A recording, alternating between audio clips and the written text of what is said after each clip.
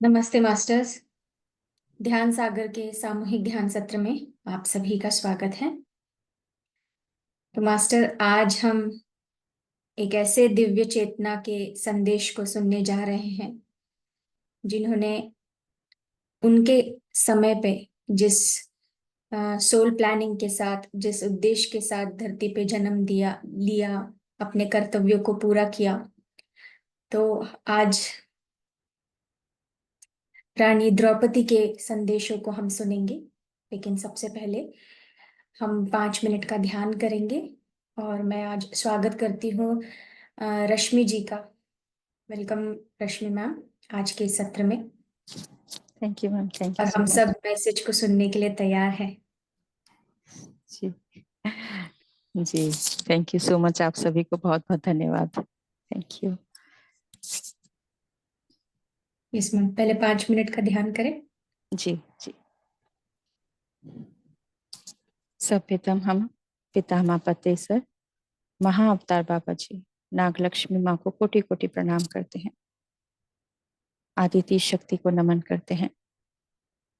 समस्त ब्रह्मांड की दिव्य शक्तियों को जो लोग कल्याण कर रही हैं, उन सभी दिव्य शक्तियों को, ज्ञान को नमन करते हैं। विश्व शक्ति को नमन करते हैं। माँ वसुंधरा को नमन करते हैं। और आज वो दिव्य चेतना मास्टर द्रौपदी जी को नमन करते हैं। उनके द्वारा दिए गए संदेशों को हम धन्यवाद करते हैं। उन शब्दों की ऊर्जाओं को, उस ज्ञान को जो वो देना चाहते हैं, हम प्रत्येक शब्दों को पूरी तरह से उनकी ऊर्जाओं को आत्मसात कर सकें। इस ध्यान से हम जुड़ चुके हैं और उनकी दिव्य चेतना को हम धन्यवाद करते हैं। वे दिव्य हैं, प्रेममयी हैं और ज्ञानमयी हैं। और वो वीरता भी है उनमें, वो शूरवीरता भी है, जिन्होंने अपने अंदर वो शक्ति को पहचाना, समझाया हम सभी को। अपने अंदर वो प्रेम की शक्ति को भी बताया जो अपने सखा श्री कृष्ण से करती। समर्पण भाव किया उन्होंने अपने सखा को, श्री कृष्ण जी को। उनके उन सभी दिव्य संदेशों को हम धन्यवाद करते हैं।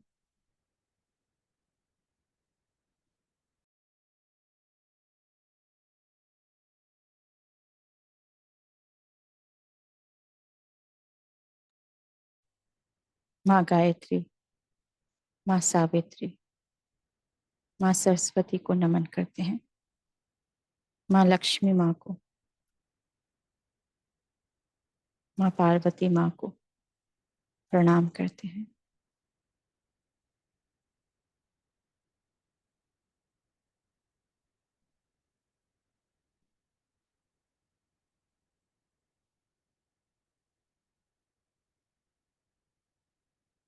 माँ सीता को नमन करते हैं।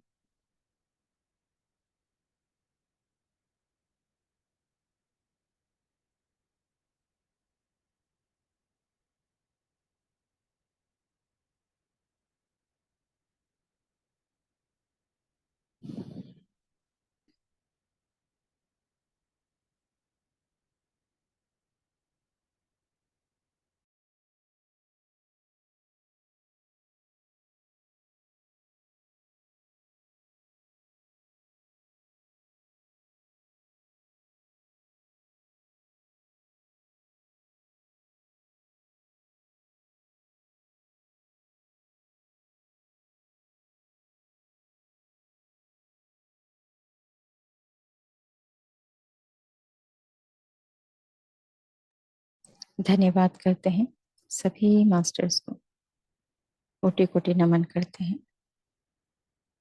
अपने हाथों को आंखों पर रखेंगे। 5 4 3 2 1 0।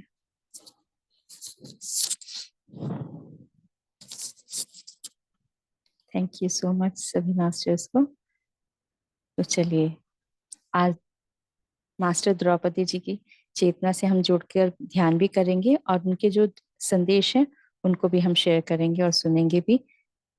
जो वो कहना चाहती हैं, बहुत कुछ ऐसा है जो हमने सीरियल में देखा, पढ़ा, हर तरह से सुनते रहे, लेकिन उनके जो भाव थे, जो विचार थे, हम सब जानते हैं क्या परिस्थितियां उन्होंने देखी भी, है ना। तो वही है। लेकिन क्या है कि आज हम जो उन विचारों को सुनेंगे भी, उस समय उनके मन में जो थे, जब वह उन परिस्थितियों, जिन परिस्थितियों से वो घिरी हुई थी, वह एक दिव्य आत्मा और एक हवन अग्निकुंड से जन्मे थे। उनके पिता का नाम द्रुपद था, जो एक राजा थे, परंतु कुछ कारणवश उनके मित्र गुरु द्रोणाचार्य जी से कुछ बातों के कारण युद्ध हुआ था। आप सभी जानते ही हैं। उनके पिता का नाम द्रुपद, जो राजा थे, पंचाल नरेश कहा जाता है ना। और क्या हुआ था, क्योंकि ये कहानी भी जाननी बहुत जरूरी है, जैसे आपने पढ़ा भी है, देखा भी होगा। गुरु द्रोणाचार्य जी और उनके जो द्रौपदी जी का जो पिता है द्रुपद, वो एक आश्रम में दोनों शिक्षा ग्रहण करते थे। दोनों बहुत अच्छे मित्र थे।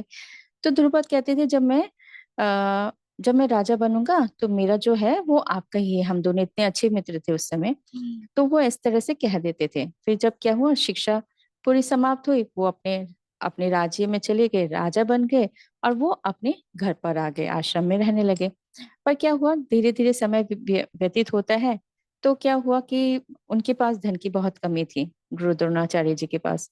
तो उनके जो पुत्र अश्वत्थामा था, उनके पास जैसे गौ माता, गाय नहीं थी।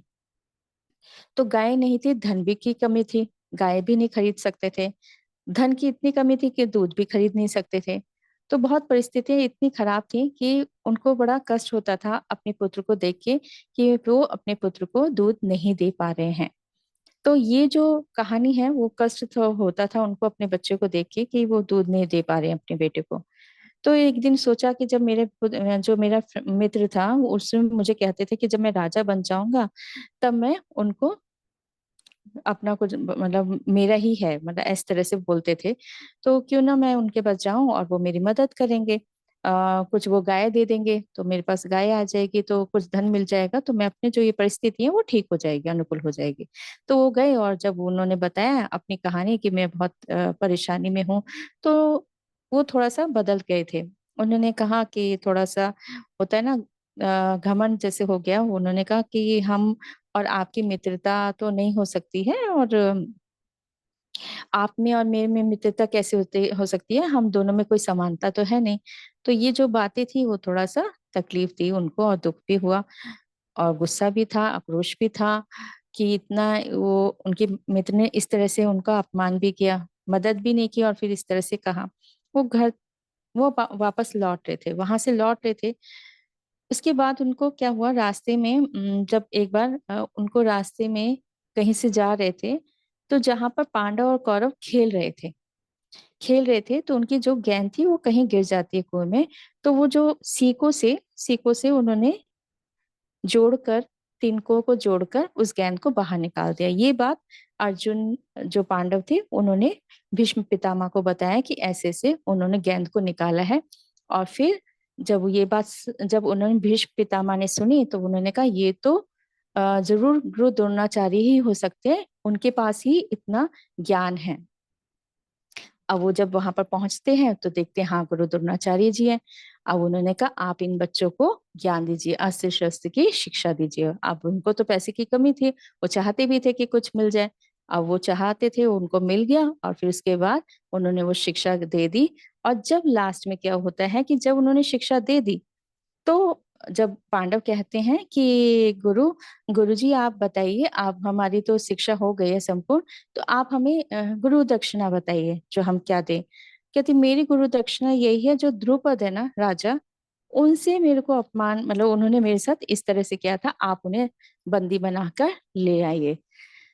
अब वो जाते हैं और युद्ध होता है, और वो बंदी बनाकर ले आते हैं, बंदी बना के ले आते हैं। और फिर उन्होंने गुरु द्रोणाचार्य जी का जो अपमान था वो हो जाता है पूरा। क्योंकि फिर वो कहते हैं कि ठीक है, अब मैंने तो जीत लिया, आपका जो राज्य है वो मैंने जीत लिया, लेकिन मैं काफी हिस्सा आपको वापस लौटा रहा हूँ, कुछ हिस्सा मैं अपने पास रख रहा हूँ। तो इस तरह से जब वो चले तो जाते हैं, पर फिर वो क्या करते हैं, अपना अपमान नहीं भूल पाते हैं। फिर उन्होंने, द्रुपद ने क्या किया, राजा द्रुपद ने यज्ञ किया, याज नामक तपस्वी यज्ञ। जिसमें उसके बाद उन्होंने उस यज्ञ में से कौन निकला, एक पुत्र मिला दुष्योधन, और दूसरी जो पुत्री मिली वो कौन थी, द्रौपदी। तो ये था कारण एक बदला लेने का। तो उसके जो जो यज्ञ से जो मिला उनको, जो कहते हैं ना प्रसाद मिला, वो इस तरह से वो चाहते थे कि हमें मुझे ऐसे मिले। तो इस तरह से ये था। और जब जब ये कन्या आई तो आकाशवाणी हुई कि जब ये जो कन्या है ये शत्रुओं के संहार करेगी। ये बात उनको पता थी। अब जो पुत्र था उनके लिए भी बताया गया कि हाँ ये कारण बनेंगे गुरु द्रोणाचार्य जी के मृत्यु के। तो ये था, दो कारण ये बड़े थे कि इस तरह से ये कहानी होती है। और अच्छा, फिर उसके बाद ये था कि द्रौपदी भी उन उद्देश्यों में से एक थी। किंतु श्री कृष्ण जी के संरक्षण, उसके बाद क्या हुआ, वो श्री कृष्ण जी से मिले और उनको उन्होंने सखा मान लिया, मतलब मित्र मान लिया। तो कृष्ण जी ने भी द्रौपदी को सखा मतलब अपने सखी बोलते थे कि वो मेरी सखी हैं, वो सखा बोलते थे।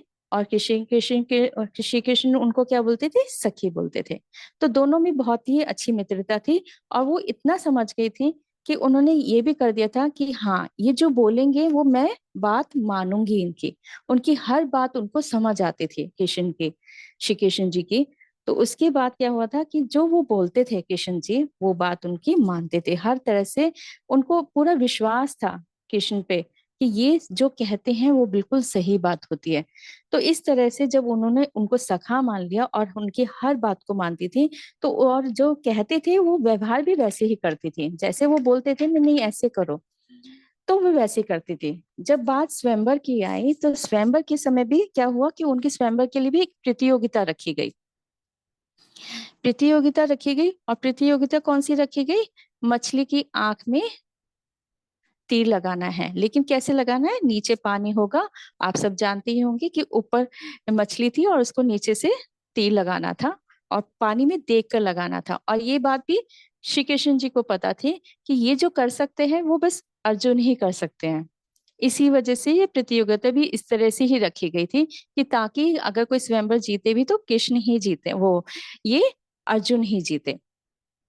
जब ये प्रतियोगिता जीत गए, अर्जुन जीत गए, तो क्या हुआ, पांचों भाई लेके गए, मतलब जब विदा हुई तो वो क्या हुआ कि जब वो अपने घर पे, मतलब जो वो तो जंगल में ही थी ना, तो माता कुंती काम कर रही थी, अपने कार्य कर रही थी जैसे रसोई में कार्य करते हैं। तो पांचों भाइयों ने बोला माता आप देखिए आज हम बहुत अच्छी भिक्षा लेके आए हैं। तो काम करते हुए बोले कि हाँ हाँ ठीक है, वो आपस में बांट लो। कहती माता आप देखिए तो सही पीछे हम क्या लेके आए हैं, क्या भिक्षा लेके आए हैं। कहते हाँ ठीक है, बांट लो आपस में, बांट लो, आप पांचों भाइयों बांट लो। तो उन्होंने फिर युधिष्ठिर ने जी ने बोला कि माता हम देखो हम क्या हम कुछ और लेके आए हैं। उन्होंने पीछे देखा तो एक, मतलब वो वधु है, और उन्होंने फिर बताया कि स्वयंवर जीता है और अर्जुन ने भी स्वयंवर को जीता है। लेकिन माता आपने क्या कहा अभी कि हम पांचों भाइयों कैसे कहते कहते वैसे तो। फिर कुंती थोड़ा सोच में पड़ गई, उन्होंने कहा माता कुंती कहती आपने ऐसे बोलना नहीं चाहिए था पहले तो, भिक्षा नहीं बोले। फिर दूसरी बात है कि हाँ उन्होंने कहा आपको देखकर बोलना चाहिए था कि पहले देखो तो सही। तो बात फिर तभी उस समय श्री कृष्ण जी ये सब जानते थे, वो वहां पर पहुंचे, उनको देखा, और फिर जो परिस्थिति थी उसके बाद से द्रौपदी जी ने यहीं से अपने मैसेज शेयर किए हैं।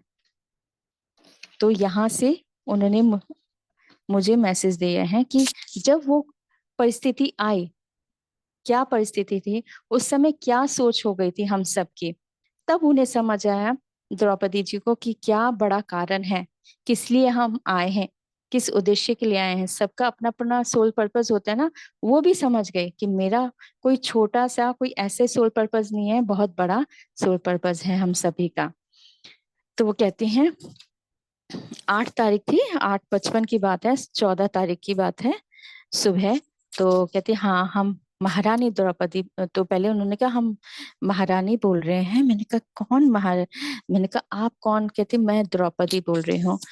तो फिर मैंने कहा प्रणाम किया, और फिर तभी मैंने मैसेज लिखा कि हमें अपने विवाह से कतई इनकार नहीं करते थे कि हम कौन हैं। हम हमेशा से एक ही के साथ विवाह करना चाहते थे, किंतु परिस्थितियां ऐसी हो गई थी कि हमें इनकार ना मंजूर करना पड़ा। ना इनकार मतलब हम इनकार नहीं कर पाए जब ऐसा कुछ हो रहा था। जब उन्होंने कहा कि पांचों भाई बांट लो, तो कहते हम उस समय इनकार भी नहीं कर पा रहे थे। कहते फिर कैसे कि कहते हमें भाई और मित्र सखा को दिया हुआ वरदान भी था कि हमें वे हमेशा साथ निभाएंगे। उनके साथ हमने भी यह सोच लिया कि हमें और क्या चाहिए। किंतु प्रकृति के विपरीत जब हम चलते हैं तो वे अमान्य ही होती है। तो कहते हैं कि जब ये बात हो रही थी उस समय वो एकदम सोच रहे थे कि ये क्या हो रहा है मेरे साथ। तभी श्री कृष्ण जी आ गए। उन्होंने अपने मित्र को याद करने लगे, श्री कृष्ण जी को याद करने लगे कि ये हो क्या रहा है कि मेरे तो, क्योंकि श्री कृष्ण जी ने ही चाहते थे कि अर्जुन से उनकी शादी हो। तो वो उस जब उन्होंने बोला कि आप आपस में भाई बांट लो, तो ये बात सोच के वो सोचने लगी ये क्या हो रहा है। तभी श्री कृष्ण जी ने उस बात को संभाला। तो वो तब वो बताती हैं कि क्योंकि उन्होंने पहले ही क्या बोल दिया था। इससे पहले ही कृष्ण और जो द्रौपदी थी, दोनों सखा सखी आपस में मित्र बोलते थे। श्री कृष्ण जी उनको सखी बोलते थे और द्रौपदी जी उनको सखा बोलती थी। तो उस समय उन्होंने पहले ही क्या बोला हुआ था, दिया हुआ वरदान, मतलब कहते ना कि बोल दिया था कि आप जो बोलोगे मैं उस बात को बिल्कुल मानूंगी, ऐसा बोला हुआ था। अब वो बात बोलते हैं कि हमें भाई और मित्र सखा को दिया हुआ वरदान भी था कि हमें वे साथ निभाएंगे। उनके साथ से हमने ये सोच लिया कि हमें और क्या चाहिए। अभी हमें सोचना था क्या चाहिए, किंतु प्रकृति के विपरीत जब हम चलते हैं तो अब ये क्या हो रहा था प्रकृति के विपरीत, क्योंकि ऐसा कभी हुआ नहीं था ना आपस में बांट लेना बोलना। तो कहते ये तो बिल्कुल विपरीत लग रहा था, हमें लग रहा था ये कैसे हो सकता है, कभी हुआ ही नहीं, कभी सुना ही नहीं, ऐसा तो होता नहीं है। कहते किंतु प्रकृति के विपरीत जब हम चलते हैं तो अमान्य ही होता है, किंतु श्री कृष्ण की सलाह मानना और इस पर चलना हम सभी को मंजूर था। पर श्री कृष्ण जी उस समय आए और फिर उन्होंने कहा अब तो बोल दिया है ये होना ही होगा।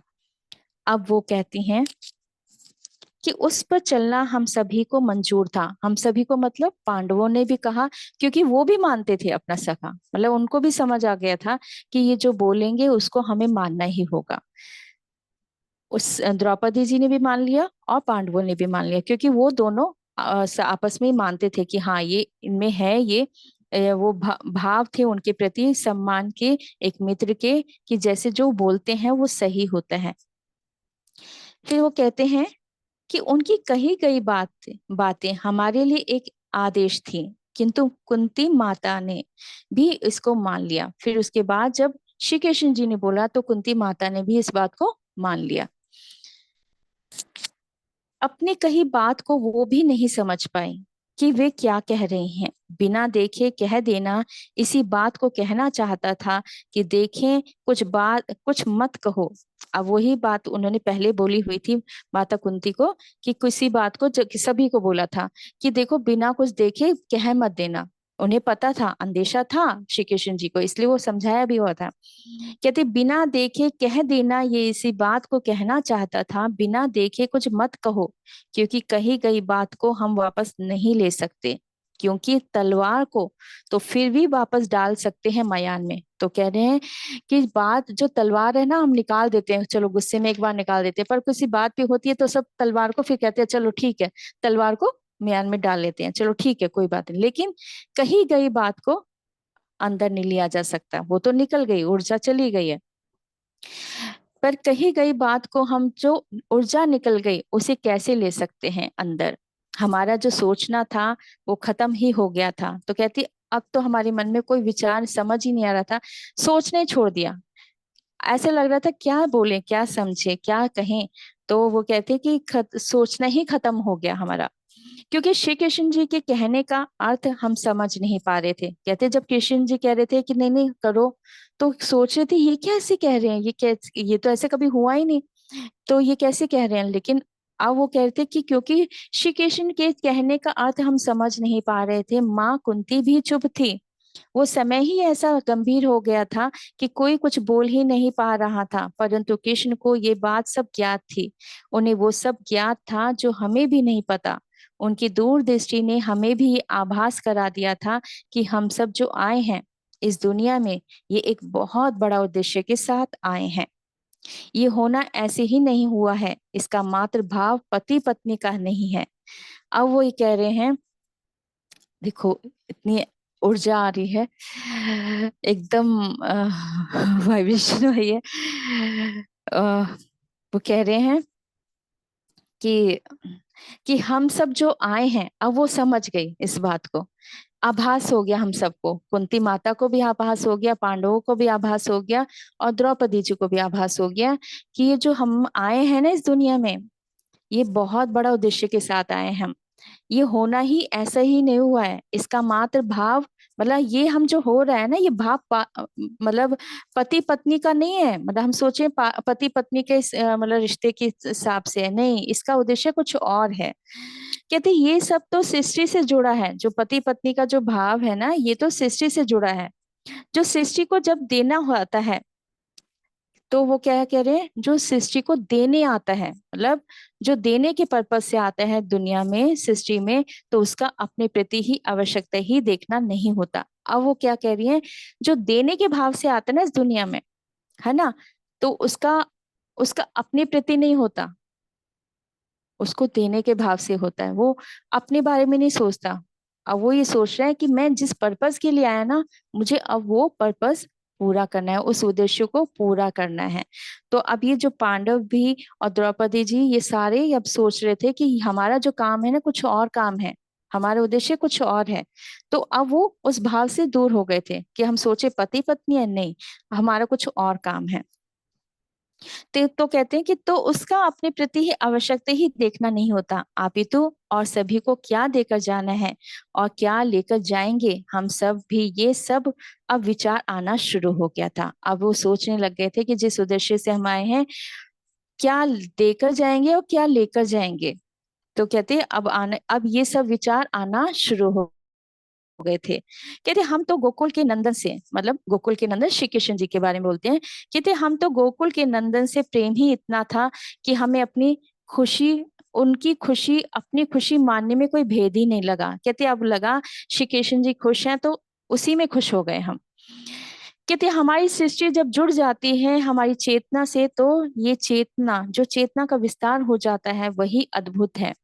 वह विकास आपका ही नहीं, सभी का होना होता है। तो कहते हैं जब हम उस स्थिति में आ जाते हैं ना, देने के भाव में, और चेतना का विस्तार हो जाता है, तो कहते हैं ये जो चेतना का विस्तार होता है, वो हमारा हमारा ही नहीं होता, ये बहुत लोगों की चेतना का विस्तार होता है। एक का विस्तार होना, बहुत सारे लोगों का विस्तार होना होता है। तो वही कहते हैं कि हमारी चेतना से जो चेतना का विस्तार हो जाता है, वही अद्भुत है। वह विकास आपका ही नहीं, सभी का ही होना होता है। सभी में वह भाव जब आ जाते हैं कि हम एक हो गए हैं, तो हमारी चेतना में वो शक्ति आती है कि हमारा स्वरूप देव स्वरूप हो जाता है। हमारा भी यही भाव हो गया था, कंदराओं में रहना, वहां पर तप साधना करना, यही हमारी नियति हो गई थी। और अर्जुन तो हमेशा से, अब अर्जुन के बारे में बता रही हैं कि अर्जुन तो, कहते अर्जुन तो हमेशा से ही वह वीर और ज्ञानी थे। उनका ज्ञानता का मानना, उनको स्वीकार करना, और हमारे अंदर के जो बच्चे से जब हम मिलते हैं, तब हमें ज्ञात होता है कि वह हृदय से बहुत ही कोमल है। तो अब अर्जुन के बारे में बता रहे हैं कि हमें लगता है ना वो बहुत भी वीर योद्धा हैं, पर कहते पर नहीं, उनके अंदर तो एक बालक है, और वो बहुत ही प्रेम में है और बहुत ही कोमल हृदय के हैं। वो तो बाहरी बाहरी है जो वो बहुत वीर लगते हैं, पर उनके अंदर क्या है, एक बच्चा है, और बहुत ही कोमल हृदय के हैं वो। कहते वह हृदय से बहुत ही कोमल है, वह प्रेमी ही है, बस वीरता उनका एक भाग है, जो उसे उनको निभाना भी है। कहते जो वीर हैं, लेकिन उनको वो निभाते भी हैं, परंतु वह एक प्रेममयी और एक वीर योद्धा थे। हम सब ने अपना अपना कार्य किया, क्योंकि उद्देश्य सबका एक ही हो चुका था, किसी को भी अब मनाही नहीं थी। हमारे हृदय के भाव, जो भाव से वो जब हमने चाहा कि अर्जुन ही उनके प्रिय हैं, किंतु सभी को सम्मान ही दिया, तो अब वो कहते थे कि नहीं, एक को नहीं, सभी को सम्मान देना है, उनके प्रिय भाइयों में प्रेम बनाए रखना है। तो श्री कृष्ण जी ने कहा कि अब सभी को प्रेम, सभी को एक समान मानना है, सबको सम्मान देना है, और सभी प्रेम भाइयों में प्रेम बनाए रखना हमारा दायित्व हो गया था। उनका एक साथ रहना, उनकी एक विचारधारा में बनाए रखना, और विचार शक्ति भी एक हो गई थी। कोई सोच और कोई सोच और सब युधिष्ठिर संभालते थे। कहते जब कोई सोच होती थी तो उसको कौन संभालते थे? युधिष्ठिर जी संभालते थे। तो कहते हैं कि वे सभी का ध्यान रखते और सभी को समान रूप से स्नेह देते, वे सभी को बराबर लेकर चलते थे। ये उनकी ऐसी मन स्थिति थी कि सभी को बड़े भाई की हर बात को मानने में कतई मनाही नहीं हुई, क्योंकि वे सभी को साथ लेकर चलते और सभी साथ ही सभी का ध्यान रखते, और नकुल सहदेव को ज्यादा प्यार करते ताकि उनमें कहीं से भी भाव ना आए कि उनके साथ कोई भेदभाव हो रहा है, और नकुल सहदेव भी उनकी हर बात को मानते, उनके दिए गए आदेशों का सर्वदा हमेशा मान रखा। सिर्फ हम ही नहीं, ये सब तो पूरा संसार ही देख रहा था कि उनके ये भाव को जब भी कभी विपदा आई तब भी उन्होंने हमेशा अपने अंदर के संयम ही रखा। तो कहते जब भी कठिन परीक्षा, जो भी परीक्षा भी आए, जो भी विपदा भी आए, तब भी वो बहुत संयमता से रहते थे युधिष्ठिर। तो उनके बारे में बता रही हैं कि कितना संयमता थी उनमें। तो कहते उन उन अपने अंदर संयम ही रखा, और संयमता से बढ़कर कुछ था ही नहीं। उनकी हर परिस्थितियों में वे संयमता संभाल लेते थे, हर परिस्थिति में वो संयमता से संभाल लेते थे। जब हमने युद्ध शुरू किया, अब वो आगे बताती है, जब युद्ध शुरू हुआ था महाभारत का, उसके बारे में बता रही है। कहते जब हमने युद्ध शुरू किया तो उस समय विचार शक्ति और शक्ति का प्रदर्शन करना था, तब भी वे संयमता से ही रहे। कहते जब महाभारत का युद्ध भी हो रहा था ना, तब भी वो संयमता से ही रहे। उनको अपने आदर्शों के प्रति भी वे सजग रहे और सत्यता का साथ नहीं छोड़ा। किंतु कभी कभी विवेकपूर्ण होना भी आवश्यकता होती है। तब उस समय जब क्योंकि कहते हैं ना, युद्ध में कभी कभी थोड़ा सा करना पड़ता है, और जब दूसरा कोई देख रहा है तो कहते हैं कि विवेकपूर्ण, उस समय बुद्धि का प्रयोग करना पड़ता है, तो उसी को कहते हैं उस समय विवेकपूर्ण होना आवश्यक था। तब जब ऐसी जरूरत पड़ती थी तब क्या होता था, श्री कृष्ण जी उस समय उस परिस्थिति को संभाल लेते थे। तो कहते हैं कि तब हमारे श्री कृष्ण उस समय आकर उस परिस्थिति को संभाल लेते और अपनी मर्यादों को भी संभाल लेते, क्योंकि अश्वत्थामा की मृत्यु हो गई थी, है ना। जब कहते हैं ना कि अश्वत्थामा की मृत्यु क्या हुई, तो मृत्यु तो नहीं हुई थी, तो उन्होंने क्या किया जाए, तो उन्होंने कहा कि जो घोड़ा है और एक हाथी है ना, अश्वत्थामा बोलो कि मृत्यु हो गई है, तो ऐसे ही होगा। तो कहते तब ये गुरु द्रोणाचार्य जी, क्योंकि उनको रोक नहीं पा रहा था कोई, तो इस तरह से, पर उन्हें पता था युधिष्ठिर जी ऐसे बोलेंगे नहीं, तो उन्होंने कहा कि नहीं, हाथी है ना अश्वत्थामा, तो मृत्यु हो गई है, तो आपको यही बोलना है। तो इस तरह से, तो कहते ये सत्य सुनकर ही गुरु द्रोणाचार्य जी भी गंभीर हो गए थे और अपने शास्त्र को छोड़ दिया। जब यह गंभीरता को समझा गया तब तक तो होनी हो गई थी। कहते हम सब में एक ही बात थी कि जब कि ये युद्ध पांडवों का नहीं है। तो कहते हैं जब ये युद्ध हो रहा था ना, तो ये युद्ध पांडवों का नहीं था, खाली पांडवों का नहीं था। कहते ये तो वो युद्ध है जो आगे चलकर एक वो ग्रंथ बनेगा जिसे एक सीख और एक ज्ञान जो अनेक प्रकार से समझाएगा कि हमें सबको कि क्या करना है और क्या ना करना है।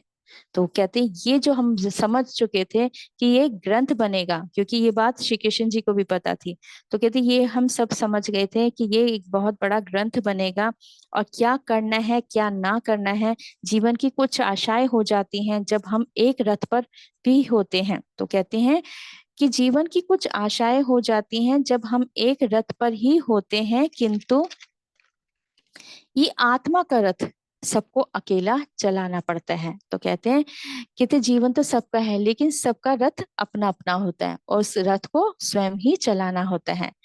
इस रथ में जब विवेकपूर्ण हो जाता है, मतलब अपने पूरा जो कहते हैं ना, रथ कितने 10 इंद्रियां होती हैं, 5 इंद्रियां होती हैं, वो उस रथ को बोला जा रहा है, अपनी इंद्रियों को पूरी तरह से अपने हाथ में लेना, है ना। तो रथ को उसके उसी प्रतीकात्मक माना जाता है। तो वो कहते हैं इस रथ में जब विवेक पूर्ण हो जाता है तब वह इस धरा पर देने के लिए ही आता है और जाता है। कहते हैं जब वो इतना विवेक पूर्ण हो जाता है, उस रथ में बैठ जाता है, तो वो इस धर पे मतलब धरती माँ पे वो देने के लिए आता है और फिर जाता है। तो आगे वो कहती है हम सभी में वे सब बातें होती हैं कि हम हमें क्या करें क्या ना करना है, किंतु जब हम विवेकशील हो जाते हैं और अपने सामर्थ्य को समझते हुए कार्य करते हैं और अविलंब ही हम सब वो कर जाते हैं जिसके लिए हमने अपना उद्देश्य समझा। अब वो आगे अपने बारे में बताती हैं कि हमें अपने पांचों पतियों को अपना सब कुछ दिया, अपने मन के विचारों को भी हमने आहुति दे दी और हमने अग्नि के साथ मिलकर तप किया। उस तपन से हमने अपने उन सभी विचारों से मुक्त किया कि जो हमारे स्वभाव में आ गए थे। हमने उनको तर्पण किया, हमने अपने साथ नए विचारों को ही अपनाया। तो कहते हैं कि जब उन्हें पता चला कि पांच पतियों को मानना है, तो उन्होंने फिर तप भी किया था अग्नि के सामने। हर साल वो तप करती थी, पूरे टाइम वो तप करती थी। और ये बात भी श्री कृष्ण जी ने बताई। जब उन्हें लगा कि मुझे जैसे होता है ना गिल्टी फील होती है, गिल्टी फील ना हो, तो कहते हैं ठीक है, आप इसके लिए वो फील करना चाहती हो तो तब साधना करो, अग्नि से जुड़कर करो, क्योंकि अग्नि क्या करती है, पवित्र कर देती है। तो उन्होंने वो तब साधना भी की थी अग्नि से जुड़कर। तो कहते हैं कि उस तपन से हमें अपने उन सभी विचारों से मुक्त किया जो हमारे स्वभाव में आ गए थे। हमने उनको तर्पण किया, मतलब निकाल दिया अपने मन से सारे विचारों को।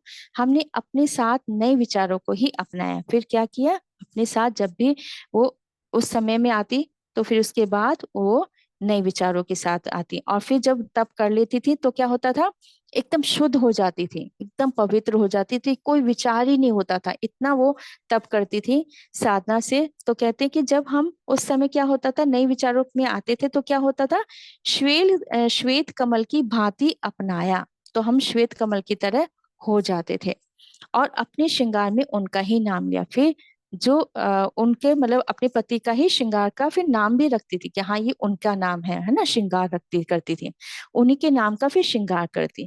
कहते क्योंकि ये परिस्थिति ऐसी थी, क्योंकि वैवाहिक जीवन को पुनः रूप से मानना था, तो हमें अपने आप एक नई ऊर्जा के साथ आना था।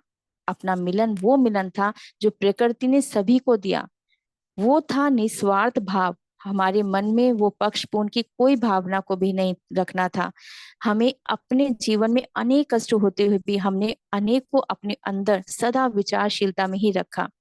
हमें अपने अंदर वो शक्ति प्रतीत होती थी कि हमें इस कार्य के लिए चुना है। जो तो मुझे भी वो अब वो अपने कार्य की वो में जो भाव रखना है, ताकि आगे आने वाली पीढ़ी में ये कह सकें कि हमने उस समय कैसा संभाला। तो कहते हैं ये हमें समझ आ चुका था कि जो आगे आने वाली पीढ़ी होगी तो हमें कैसे समझाना होगा, कैसे संभालना होगा अपने आप को। तो इस तरह से उन्होंने पूरा तप साधना की तरह से उस विचारशीलता को तो उस तरह से रखा अपने आप को। कहती कोई पक्षपूर्ण नहीं किया हमने किसी के साथ भी। तो इस तरह से वो कहती हैं कि सदा विचारशीलता में ही रखा, हमें अपने अंदर वो शक्ति प्रतीत होती थी कि हमें इस कार्य के लिए चुना है, तो मुझे अब भी अपने कार्य में वो भाव रखना है, ताकि आगे आने वाली पीढ़ी में ये कह सके हमने उस समय कैसे संभाला। जीवन के अनेक कार्य ऐसे हुए कि हमें अपनी क्षमताओं पर शक्तियों पर भी हमें भी आश्चर्य आश्चर्य हो जाता था। कहते जब ऐसे कुछ परिस्थितियां होती थी हम भी हैरान हो जाते थे कि ये हमने कैसे इसको संभाला, क्योंकि वे शक्तियां अंदर ही होती हैं। वे कभी कभी हमें बताती हैं कि हम कौन हैं, क्यों आए हैं, और हमारी शक्तियां हमारे हर विचार को सुनती हैं और उस पर अमल करती हैं। इसलिए शब्दों की गंभीरता को समझो, क्योंकि ये विचार शक्ति ही हमें ज्ञान मार्ग से जोड़कर रखती है। हम जब विचार शून्य होते हैं तब हमारा आध्यात्मिक विकास होता है। तो कहते हैं कि जब हम ध्यान करते हैं, है ना, ध्यान करते हैं, वो भी बहुत ध्यान किया उन्होंने, सभी ने साधना की।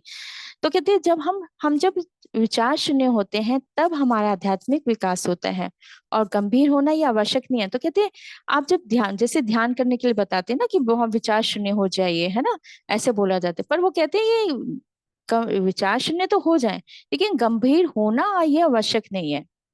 मतलब ऐसा नहीं है कि हम विचार शून्य हो गए तो एकदम गंभीर हो गए, नहीं नहीं हम तो मौन में हैं, एकदम बिल्कुल कुछ बोलेंगे नहीं, मुस्कुराएंगे नहीं। तो कहते हैं ये आवश्यक नहीं है कि गंभीर हो जाना है, गंभीर नहीं होना है। तो वो कहते हैं क्योंकि ऊर्जाएं तो खुशी की होनी चाहिए। तो क्या कह रही है वो, ऊर्जाएं हमेशा खुशी की होनी चाहिए, वो ही है, वो पॉजिटिविटी ही बता रही है। क्यों? और क्योंकि वो ना होनी चाहिए, प्रेम की ही होनी चाहिए। और वो कौन सी ऊर्जा होनी चाहिए? आप चाहे बोल रहे हैं नहीं बोल रहे हैं, लेकिन आपके अंदर कौन सी ऊर्जा होनी चाहिए? खुशी की।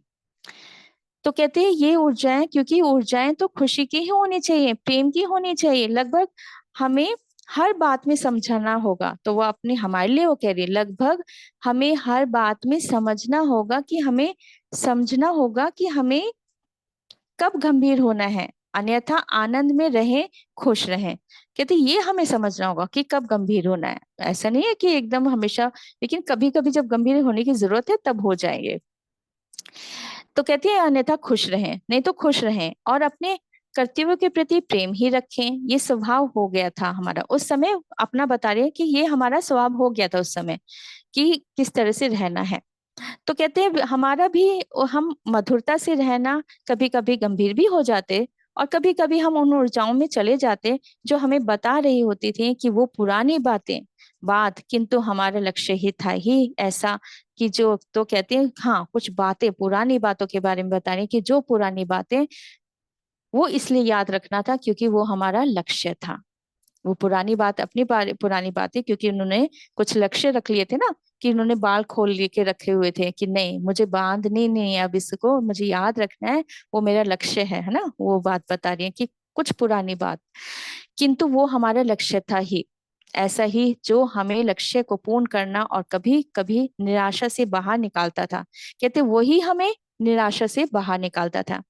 हमें सदैव अपने लक्ष्य के प्रति सजग रहना चाहिए। तो कहती है, हमें बता रही है कि हमें सदैव अपने लक्ष्य के प्रति सजग रहना चाहिए, और उसे पूर्ण करना भी हमारा आधारशिला में होना चाहिए। जब आप कभी हरी मिर्च, अच्छा एक उदाहरण देके वो बता रही हैं कि कब होना चाहिए, कितना संभलना चाहिए उस बात को। तो वो एक उन्होंने उदाहरण दिया। जब वो बता रही थी तो मैं भी सोच में पड़ रही थी कि अब क्या कहना चाह रही हैं। तो कहते हैं जब आप कभी हरी मिर्च खाते हैं तो वो तीखी होती है, किंतु कितनी तीखी है ना, ये कैसे है, इसका नाप तोल तो नहीं होगा ना, इतनी है इतने डिग्री है ना, ऐसा कुछ नहीं है ना। ये कैसी है हमें समझना होगा ना, भाव को समझना होगा ना। तो कहती है उसके लिए हमें ध्यान रखना है, हमें बस ध्यान रखना है कि हाँ क्या भाव है उसमें, कितने तीखापन है, क्या भाव होता है उसमें, कितना स्वाद में, क्या कहते हैं उस भाव को जो हमें बताए कि इसमें कितना स्वाद है और कितना आस्वादन करना है। हमें हर प्रकार प्रक्रिया में सोच समझ कर ही कार्य करने होते हैं, क्योंकि ये सभी हमारे महत्वपूर्ण कार्यों में सहयोग देते हैं। तो कहते हैं ये जो भाव है ना, इसको समझना होगा हमें सभी को, कि कैसे कितना चीज को सब मतलब फील करना है। जरूरी नहीं हर चीज को चेक करी जाए, उसको याद रखो कि हाँ ये सही है, कितना सही है, कितना है। वो उन्होंने मिर्च के हिसाब से बताया कि जरूरी नहीं कि सारी हरी मिर्ची को चेक किया जाए, एक हरी मिर्ची बहुत है, उसको याद रखो कि ये वाली तीखी होती है। जरूरी नहीं दोबारा तीखा खाया जाए, ना एक्सपीरियंस किया जाए कि नहीं नहीं दोबारा चेक करेंगे, नहीं नहीं ऐसे नहीं। एक बार याद रखो कि हाँ भाई ये तीखी है, इसका स्वाद ये होता है। तो इसी तरह से हमें वो चीज, वो भाव को, उस बात को याद रखना है, ना कि दोबारा उसको एक्सपीरियंस करना है कि नहीं नहीं दोबारा चेक करेंगे, है ना, वो नहीं करना है। तो कहते हैं हमें हर प्रक्रिया में सोच समझ कर ही कार्य करने होते हैं, क्योंकि ये सभी हमारे महत्वपूर्ण कार्यों में सहयोग देते हैं। आप सभी ध्यानी हैं, इसलिए हर कार्य में संलग्न होना ही है। किंतु जब हमारी ऊर्जा अधिक होती है तो हमें उसे सहजता से ही लेना है। तो आप वो बता रहे हैं कभी कभी क्या होता है कि जब आप ध्यानी हैं, आप जब ध्यान करते हैं और बहुत ज्यादा अधिक ऊर्जा होती है ना, तो उसको कैसे सहजता से ही लेना है, संभालना है अपनी ऊर्जा को, उसे मतलब किस तरह से आदान प्रदान करना है। जैसे हम बताते ना कि जब बहुत ज्यादा ऊर्जा होगी, हम बोलते हैं ना ग्राउंडिंग कर लीजिए, है ना, ग्राउंडिंग कर लीजिए, पेड़ पौधों को दे दीजिए, बैलेंस हो जाएंगे आप। फिर उसको ये भी आपको देखना है कि कैसे जब एनर्जी आ रही है, ऊर्जा जो आ रही है, उसको कैसे बैलेंस रखना है ना, ये भी हमें देखना होगा उसको। तो कहते हैं उसे सहजता से ही लेना है, ताकि ऊर्जाओं का आदान प्रदान ठीक प्रकार से हो सके।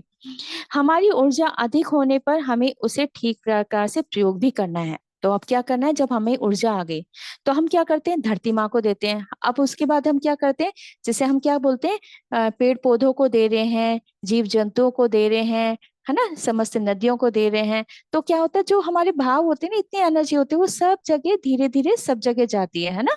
तो क्या होता है, फिर आप पूरी तरह से बैलेंस हो जाएंगे, है ना, पूरे रिलैक्स हो जाएंगे।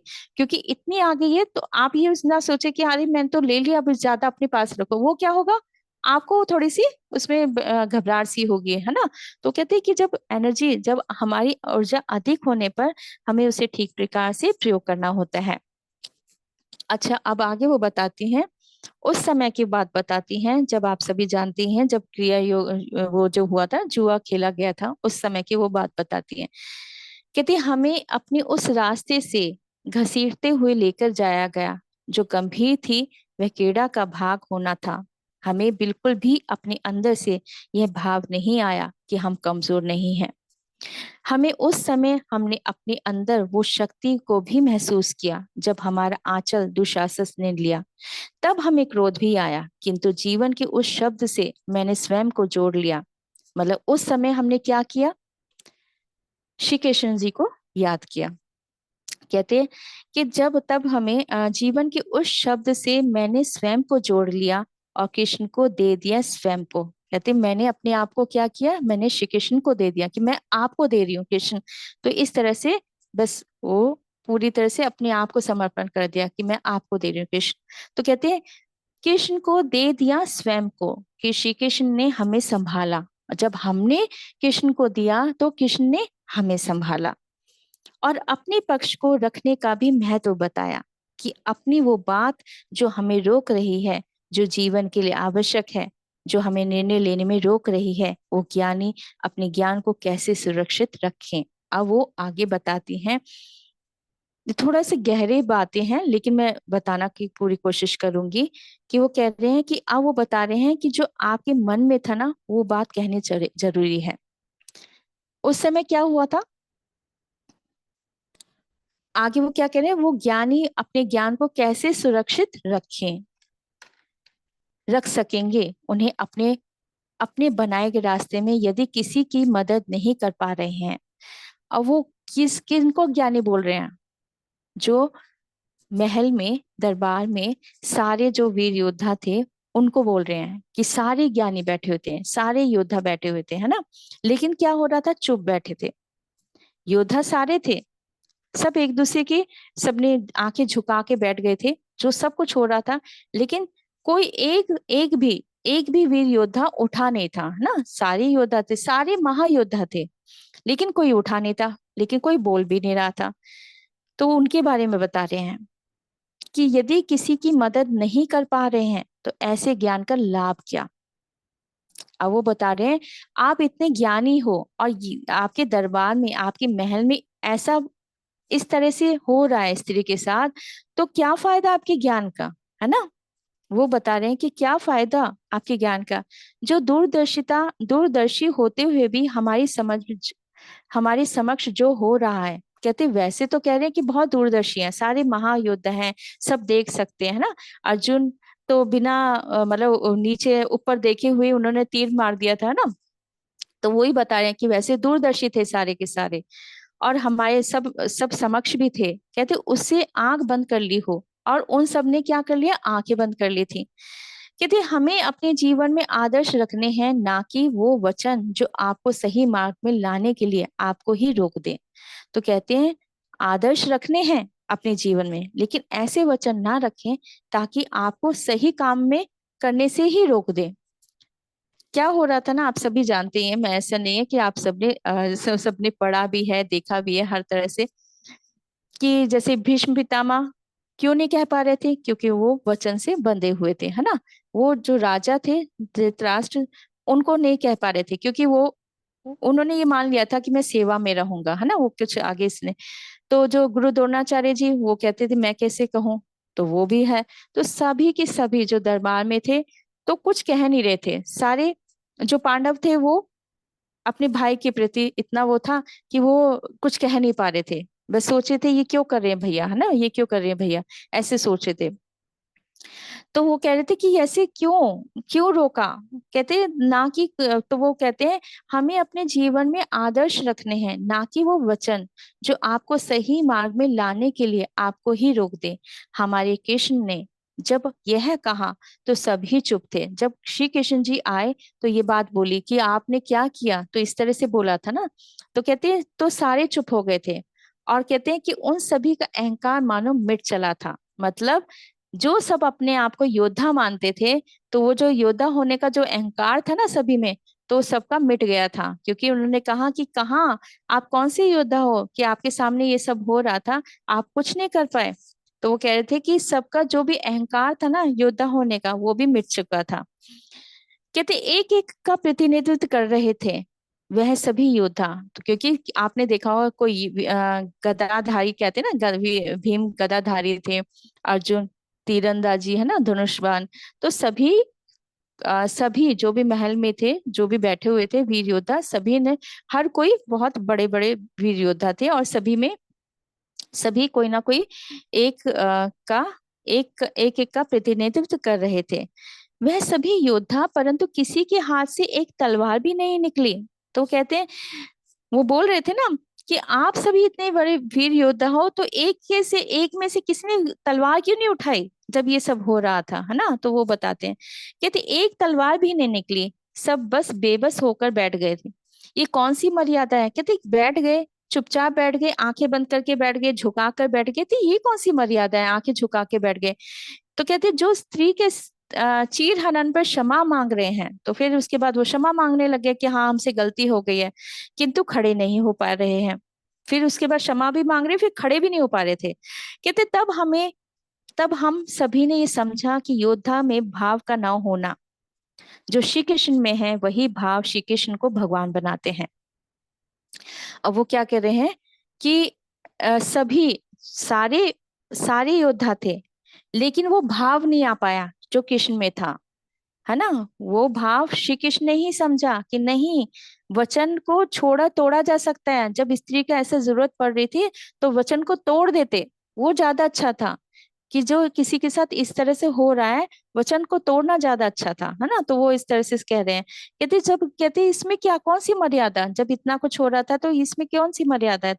तो वो ही बताते हैं, तब हमें, द्रौपदी कह रही है, तब हमें समझ आया कि इस योद्धा में भाव ना होना जो श्री कृष्ण में है, वही भाव श्री कृष्ण को भगवान बनाते हैं। उन्होंने सुरक्षा तो दी ही थी हमें, अपितु हर नारी में क्षमता भी है। ये भी बताया कि हर नारी में क्षमता है कि वे अपने अंदर की शक्ति से कुछ भी कर सकती हैं। हम ज्वाला की तरह धधक रहे थे, किंतु श्री कृष्ण के प्रेम से हम शांत हो गए, और उस भाग को जो हमारे बाल, उन्हें हमने बांधना बंद किया, ताकि हम सब उस लक्ष्य को भूले नहीं। किसी स्त्री को कमजोर समझना नहीं है, और ये वो शक्ति है जो हमें हमारे कार्य में मदद करती है। हमारा औचित्य अच्छा होना चाहिए, मतलब हमारा जो लक्ष्य है, उद्देश्य अच्छा होना चाहिए। क्योंकि जब भाव अच्छा होता है तभी ईश्वरीय शक्ति भी हमारा साथ देती है। तो कहते हैं जब हमारे भाव अच्छे होते हैं ना, तभी पूरा यूनिवर्स हमारे साथ देता है। तो वही कहते हैं कि जब हमने सोच लिया कि हमें युद्ध करना है ना, तो हमारा जो भाव था, तो इसे क्या कहते हैं कि हमारा औचित्य अच्छा होना चाहिए। क्योंकि जब भाव अच्छा होता है तभी ईश्वरीय शक्ति भी हमारा साथ देती है। तो फिर वो आगे कहती हैं, चलिए अब हम चलते हैं। तो उन्होंने कुछ पंक्तियां दी मुझे। कहती, अपने भावों को कम ना समझना, अपने भावों को कम ना समझना, इन भावों से ही तो फूल खिलते हैं। गर्भ धारण होता है जब स्त्री में, तब वो एक नव निर्माण होता है। सृष्टि को चलाती है स्त्री, सृष्टि को सुयोग्य बनाती है। सृष्टि में स्त्री ना हो तो भला कैसे चलेगी। अपने अपनों अभावों को पूर्ण करना, मतलब जो अपने अभाव है उनको पूर्ण करना है, करना वो नेक काम जो आपको दिया बना दे, मतलब दीपक बना दे, जो आपको कुशल बना दे। सृष्टि का निर्माण में हम सभी का सहयोग होता है, सभी के दामन में खुशियां हो। जब यह भाव होता है तभी यह सृष्टि खिलती है। स्पर्श देना प्रेम का स्पंदन होगा, प्रेम का जहां पर भी जाओ, फूलों की खुशबू को बिखेरती रहना। सबको मान और सम्मान देना, यही भाव तुम्हें उठाएगा, यही विचार तुम्हें लेकर जाएंगे। जाकर देखो उन उन वादियों को जो हरी भरी हैं मृग की छाला। कस्तूरी बनकर मत घूमना, मतलब कस्तूरी बनकर, मतलब जो मृग होते हैं ना, कस्तूरी होती है, उनकी नाभि में खुशबू होती है, लेकिन उस कस्तूरी को, मतलब उस मृग को नहीं पता होता कि ये खुशबू जो आ रही है वो मेरी नाभि में नहीं आ रही, मतलब जो शक्ति है वो मेरे अंदर ही है। तो कहते हैं कस्तूरी बनकर मत घूमना, मतलब अपने आप को समझो कि हमारे अंदर शक्ति है। अपने ही अंदर से जुड़ जाना, मिलेगी तुम्हें वे रश्मि जो सूरज से निकलती है। आंख बंद कर मत देखना, देखना उस रोशनी में जो तुम्हें दिशा दिखाती है। उसे ही अपना लेना, कर लेना स्वीकार स्वयं को, अपने ही स्वरूप अपना लेना। मोह बंधन के पक्ष में मत जाना, स्वीकार करना प्रेम को। मोह पाश के बंधक को, मोह पाश के बंधन जो स्वयं को मुक्त करा देना। होगी स्वीकृति जब प्रेम की, तब प्रेम का ही साथी बना देना। तो ये उनके मास्टर्स के मैसेज थे। Thank you so much master Draupadi ji को भी, और सभी मास्टर से आपको भी बहुत बहुत धन्यवाद। जी मास्टर। थैंक यू मैम, बहुत ही सुंदर मैसेज। और वाकई में आप जिस तरह से संदेश आप दे रहे हैं, क्योंकि उसी दिन मैंने आपसे कहा था कि ये संदेश हर एक व्यक्ति के लिए है, कुछ ना कुछ जो जहाँ पे उनको भी मैसेज चाहिए, जहाँ वो वेट कर रहे हैं कि हमें इसका आंसर चाहिए। तो मुझे भी मेरे एक सवाल का जो है जवाब इस संदेश से मिला है। Thank you so much. तो थैंक यू। इस मैम आगे हम ध्यान के ध्यान करते ऊपर हैं। हैं। जी जी, लगा दीजिए आप, म्यूजिक लगा दीजिए। जी।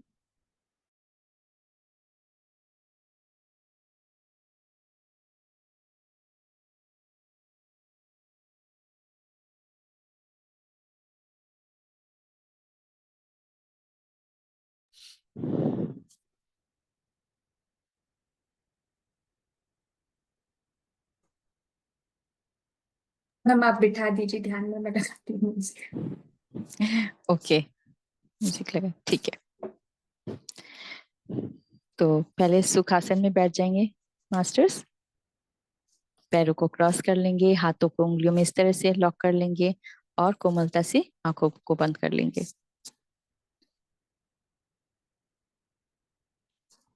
सपितम हम ब्रह्म ऋषि पितामह को प्रणाम करते हैं।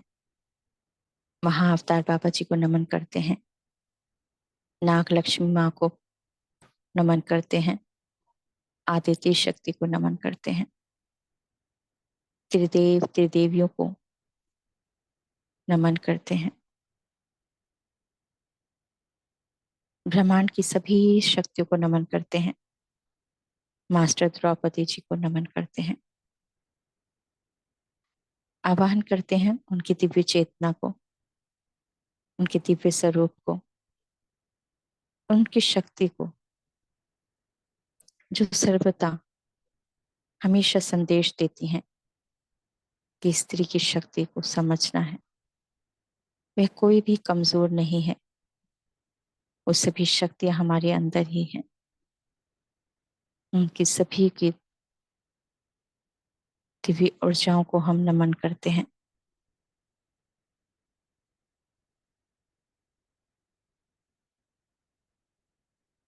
समस्त मास्टर्स को जो महाभारत के पात्र हैं, हम उन सभी को धन्यवाद करते हैं। श्री कृष्ण जी को धन्यवाद करते हैं। उनकी दिव्य चेतना को हम आवाहन करते हैं कि वे आए और हमारे साथ ध्यान करें। उनकी दिव्य ऊर्जा जो प्रेम भी देती है और ज्ञान भी, संरक्षण भी करती है, सुरक्षा भी करती है, और मार्गदर्शन भी करती है। वे जब भी आते हैं एक मुस्कुराहट के साथ उन संदेशों को लेकर आते हैं, ताकि हमारे जीवन में एक दीपक की भांति उन सभी को रोशनी मिल सके, ज्ञान मिल सके। आज वे फिर उस दिए की भांति, उस रोशनी की भांति सखा के प्रति एक सखा बनकर, एक गुरु बनकर आए हैं। नमन करते हैं, धन्यवाद करते हैं।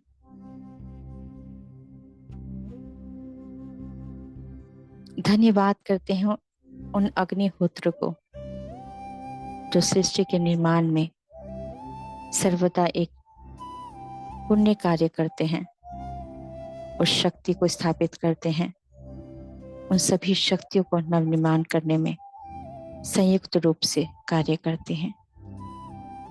आज वही अग्निहोत्र की दिव्य ऊर्जाएं हमारे ध्यान में आ चुकी हैं। उन सभी ब्रह्मांड की शक्तियों को नमन करते हैं।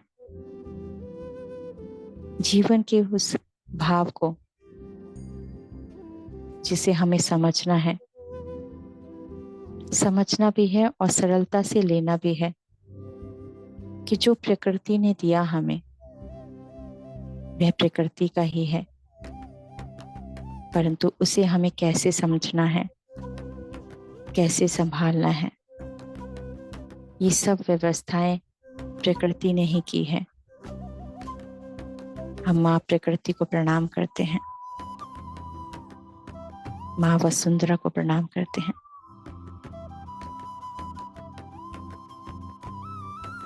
ऋषि दधीची जी को नमन करते हैं। उनकी दिव्य चेतना हमारे साथ जुड़ चुकी है। गुरु द्रोणाचार्य जी को नमन करते हैं। गुरु कृपाचार्य जी को नमन करते हैं।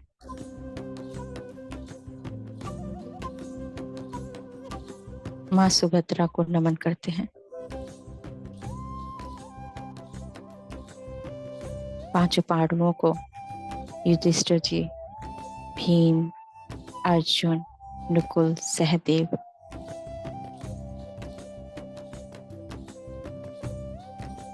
मास्टर्स को नमन करते हैं, जो हमारे जीवन में ये बताने आए कैसे क्या करना है, किन परिस्थितियों को समझना है,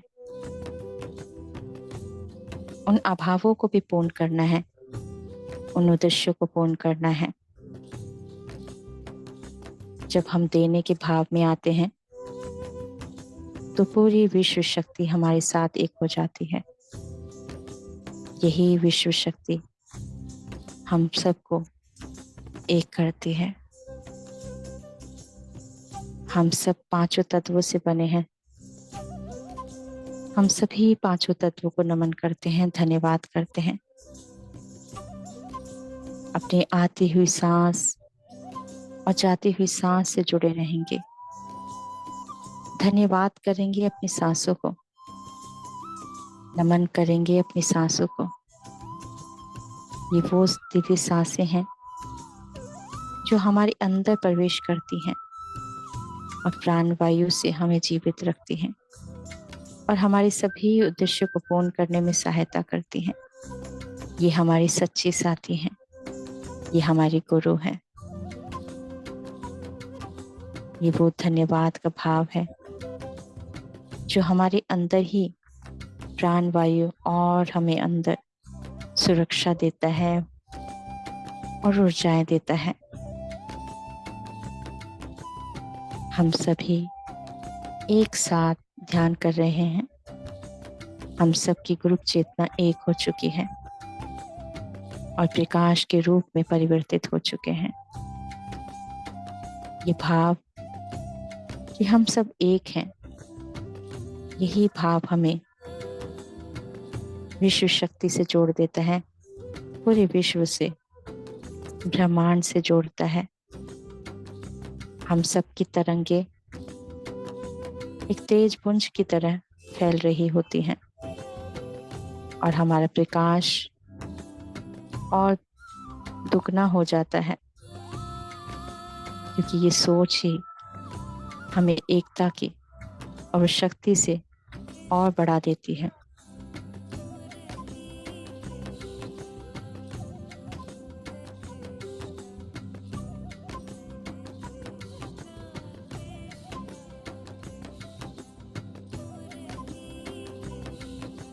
हमारी सांसों से जो दिव्य ऊर्जाएं हमारे अंदर प्रवेश कर रही हैं, हमारे माथे में, हमारे आज्ञा चक्र में ये प्रकाश फैल रहा है और ये प्रकाश नीले रंग का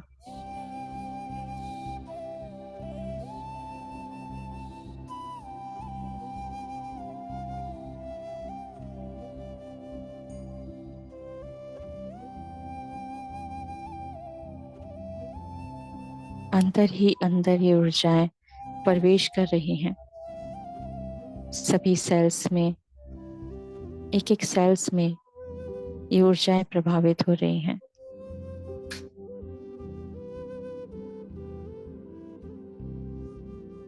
आकाश तत्व को नमन करते हैं।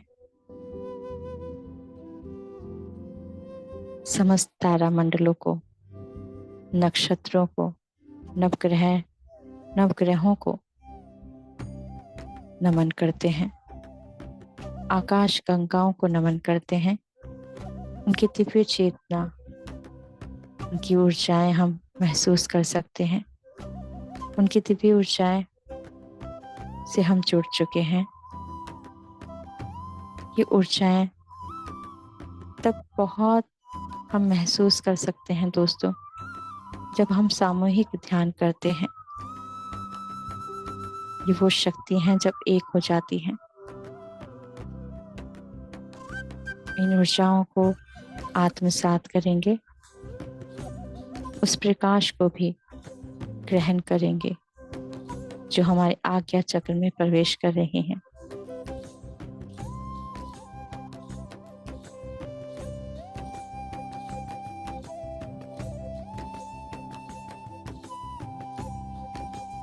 आज हम अपने आज्ञा चक्र को एक सुंदर सी आज्ञा देना चाहते हैं कि हम सब उस समक्ष, वो सामने जहाँ रोशनी है आसमान में, उस प्रकाश में हम जाना चाहते हैं और प्रकाश में ही परिवर्तित होना चाहते हैं। जब हम ये विचार रखते हैं तो ये विचार शक्ति हमारा कार्य करती है। हमारी इच्छा पर निर्भर करता है दोस्तों कि हम क्या चाहते हैं। जो हम चाहते हैं वही होता है।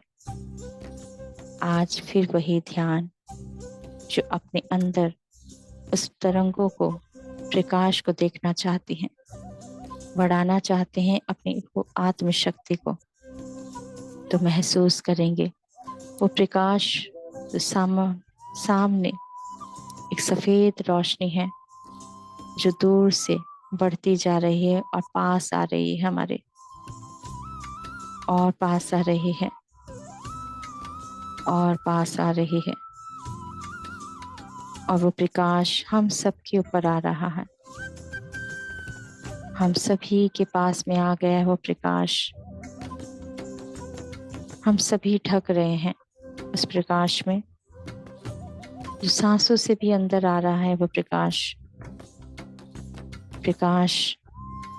जो ज्ञान से जुड़ा हुआ है, जो ध्यान से पूरी तरह से सत्य का प्रकाश है ये। और सत्य के प्रकाश को हम आत्मसात कर रहे हैं। ये सभी दिव्य ऊर्जाएं हमारे अंदर प्रवेश कर रही हैं।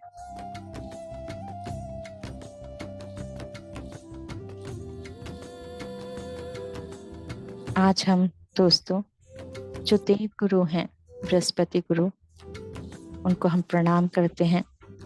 आज उनकी दिव्य चेतना को हम आवाहन करते हैं कि वे आए और हमारे साथ ध्यान करें। उन सभी गुरु तत्वों को नमन करते हैं, धन्यवाद करते हैं। उन सभी दिव्य चेतनाओं को, अपने अंदर के गुरु तत्व को नमन करते हैं। बृहस्पति गुरु को, साईं बाबा को, स्वामी सामर्थ्य, दत्तात्रेय गुरु को, पितामह को, महाअवतार बाबा जी को, समस्त गुरुओं को, सप्तऋषि सप्तऋषि की पत्नियों को नमन करते हैं। राजा हरिश्चंद्र जी को नमन करते हैं, जिन्होंने रास्ता दिखाया सत्य का, कि सत्य की ही जीत होती है। सत्य के प्रकाश ही ईश्वर है और उन्हीं की जीत होती है। चाहे रास्ता कितना ही कठिन क्यों ना हो, परंतु यदि सत्य से जुड़े हैं और उद्देश्य भी अच्छा है, कल्याणपूर्ण है, वो भावपूर्ण है, तो वह अवश्य ही हमें अवश्य ही मिलेगा। उन सभी उद्देश्यों को हम नमन करते हैं जो लोग कल्याण के भाव से हमसे जुड़ गए हैं। अपने अंदर की आत्मा को नमन करते हैं। ये हमारी आत्मा भी, हाँ, हम अपने आत्मा को कोटि कोटि नमन करते हैं, धन्यवाद करते हैं, धन्यवाद करते हैं, अपने आप को धन्यवाद करते हैं।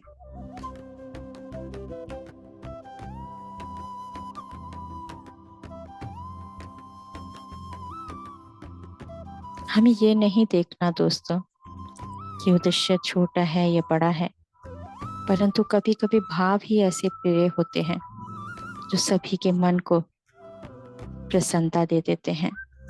जैसे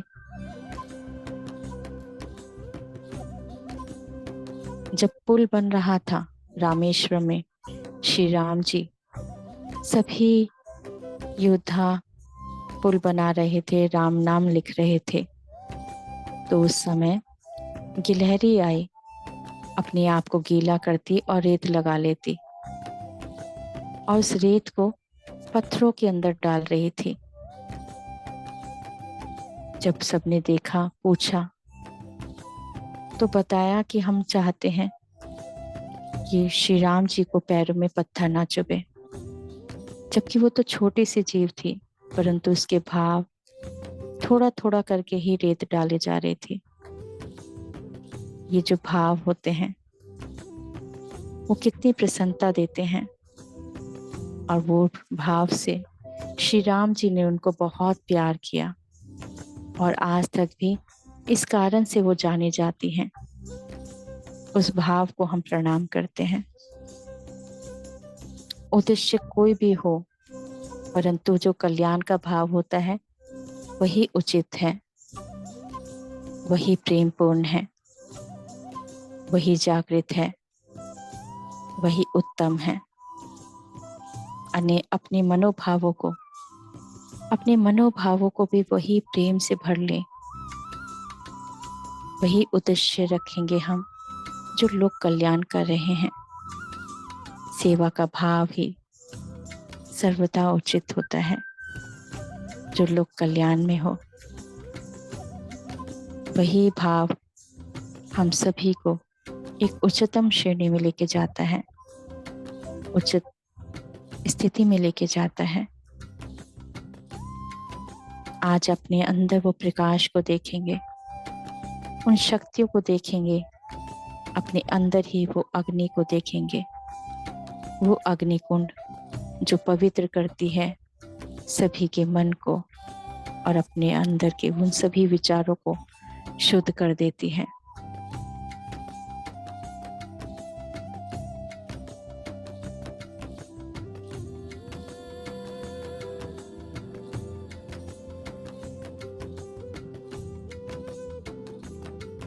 हम सबके बीच में अग्निकुंड आए हैं। अग्निहोत्र नमन करते हैं अग्निदेव को।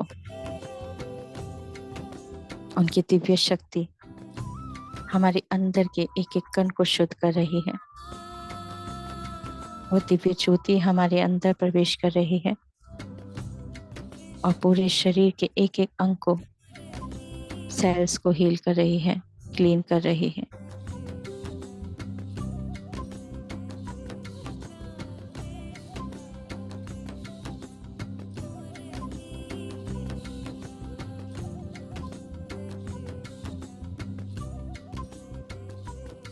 वे अग्नि दिव्य ज्योति हमारे आज्ञा चक्र में आई हैं और पूरे धीरे धीरे उसकी रोशनी हमारे अंदर आज्ञा चक्र में, ब्रह्मरंध्र में उनकी दिव्य ज्योति प्रकाश शुद्ध कर रहे हैं। मन के जो भी कोई कोने में कोई पुराने विचार रखे हैं उसको भी आज शुद्ध कर दिया है अग्निदेव ने। मन को पूरी तरह से पवित्र कर लेंगे आज वो शुद्ध।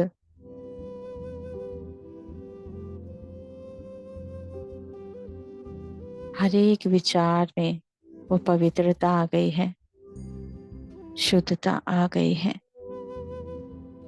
आपके गले में देखेंगे विशुद्धा चक्र में वह दिव्य ज्योति आपके विशुद्धा चक्र को शुद्ध कर रही है, एक एक सेल्स को क्लीन कर रही हैं।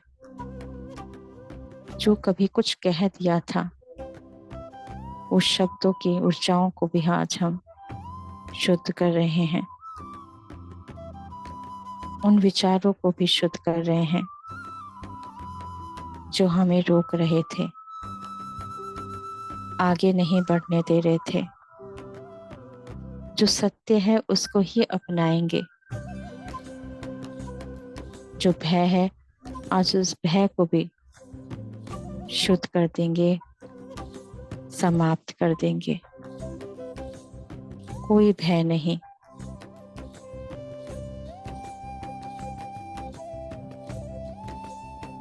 अपने अंदर वो साहस को महसूस करेंगे दोस्तों, उन ऊर्जाओं को महसूस करेंगे जो हमारे अंदर है, उन शक्तियों को महसूस करेंगे जो आपके ही अंदर है, जो सर्वथा बहुत ही उचित है और जो प्रेममयी है, ज्ञानमयी है। उनकी ऊर्जाओं को महसूस करेंगे।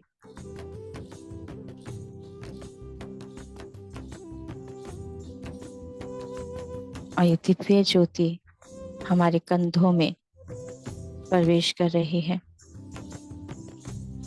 वो कंधे जो कभी कभी भार ही महसूस करते हैं कर्तव्य के, परंतु हमें भार नहीं समझना है, इसे प्रेम पूर्वक हमें ग्रहण करना है। उस भाव को भी आज हम शुद्ध कर रहे हैं। अपने कंधों को सीधा रखते हुए साहसपूर्ण से आज हम सब पूरी तरह से वो शुद्ध कर रहे हैं। एक एक सेल्स में, नाड़ियों में ये प्रकाश जा रहा है।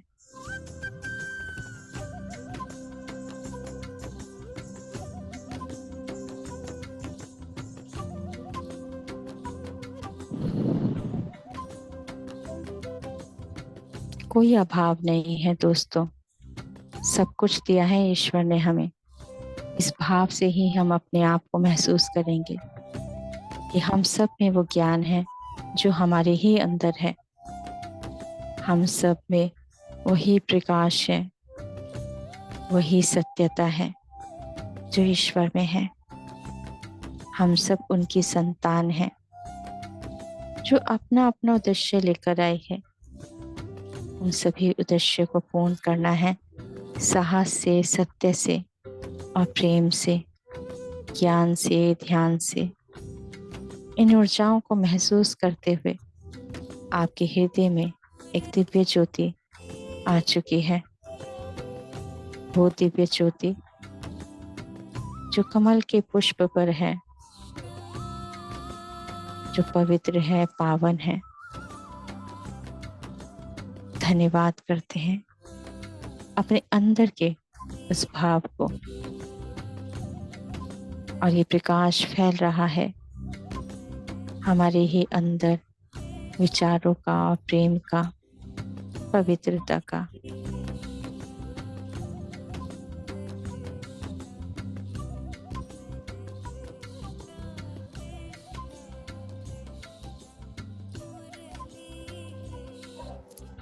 मास्टर विश्वकर्मा जी की भी चेतना शक्ति हमारे साथ जुड़ चुकी है। मास्टर धन्वंतरि जी की भी चेतना शक्ति जुड़ चुकी है, जो सदैव हमें नवनिर्माण में, हील करने में मदद करते हैं। जो भी सपना है वो साकार कर देते हैं विश्वकर्मा जी, और धन्वंतरि जी हील कर देते हैं हम सभी को प्रेम से।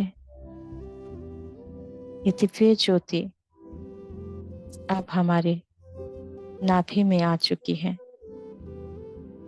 और नाभि के सभी अंगों में, नाभि जहाँ पर हजारों नाड़ियां हैं, वो सभी में दिव्य ऊर्जाएं, प्रकाश आ रहा है।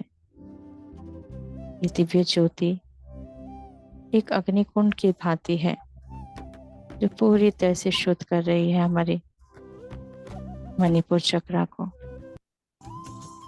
जो भी विचार थे उसे भी उन्होंने ले लिया और शुद्ध कर दिया है। जो कोई रोग थे आज उनको भी शुद्ध कर दिया है। बस वही भाव रखेंगे कि सब कुछ आज शुद्ध हो गया है।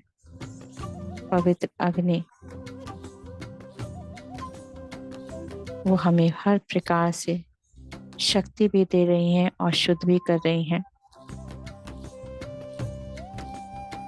और हमारी प्रेम की शक्ति, वो भावना जो प्रेम से जुड़ी है, वो हमारे हर प्रेम की कण है, शक्ति के कण है, शक्ति है जो वो हमारे प्रत्येक अंग में जा रही है।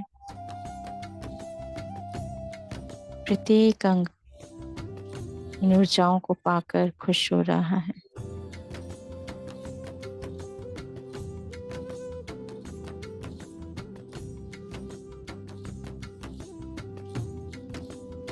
और हमारे अंगों में दोस्तों चेतनाएं हैं, हमारे अंग भी बातें कर सकते हैं।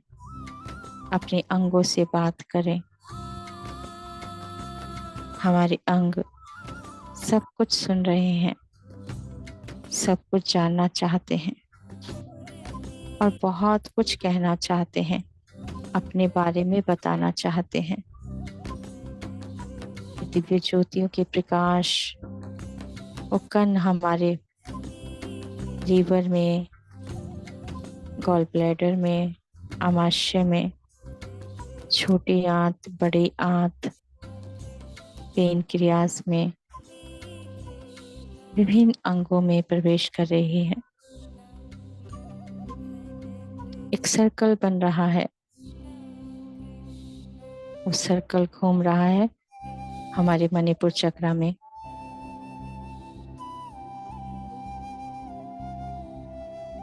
उनकी दिव्य शक्ति घूम रही है, एक चक्र की भांति महसूस कर सकते हैं।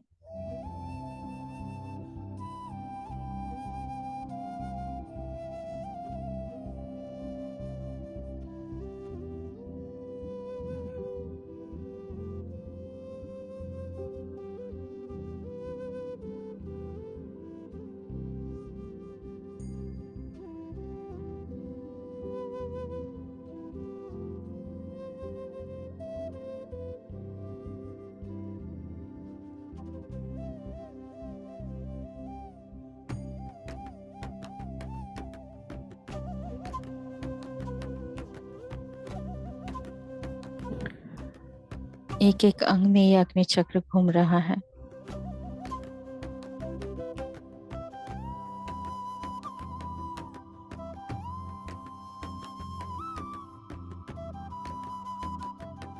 मणिपुर चक्र घूम रहे हैं।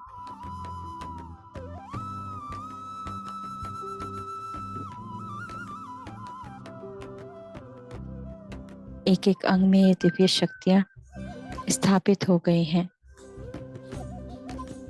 सूर्य देव की ऊर्जा, उनकी दिव्य शक्ति भी हमें हील कर रही है।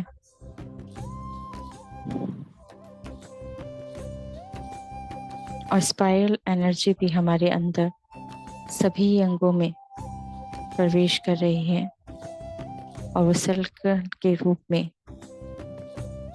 चक्र की भांति घूम रहे हैं। हमारे स्वाधिष्ठान चक्र में भी ये दिव्य ऊर्जा, दिव्य ज्योति हमारे अंदर स्वाधिष्ठान चक्र में स्थापित हुई है। वहां पर स्पाइरल एनर्जी भी घूमकर शुद्ध कर रही है।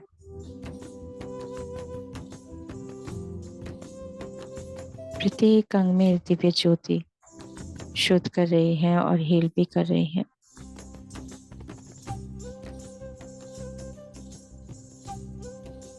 यहाँ पर स्वाधिष्ठान चक्र में ब्रह्मदेव और माँ सरस्वती माँ का दिव्य स्थान है। उनकी दिव्य ऊर्जाएं हमारे अंदर, उनकी शक्तियां, उनका ज्ञान प्रभावित हो रहा है। जल तत्व में उनकी दिव्य ऊर्जाएं हर कण में जा रही है।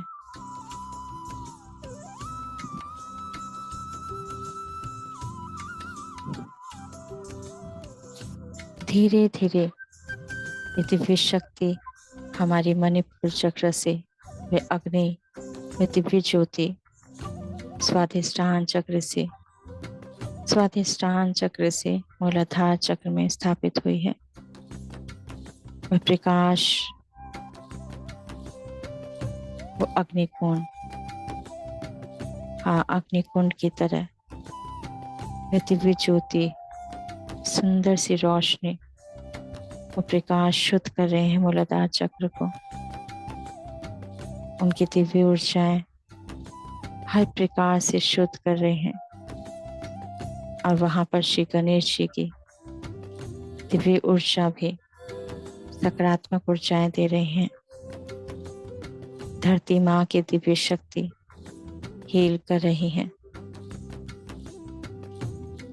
मूलाधार चक्र में जो यंत्र है, मूलाधार चक्र का, उनका प्रकाश फैल रहा है। स्वास्थ्य की शक्तियां भी, सप्तऋषियों की दिव्य ऊर्जाएं हमारे अंदर प्रवेश कर रही हैं।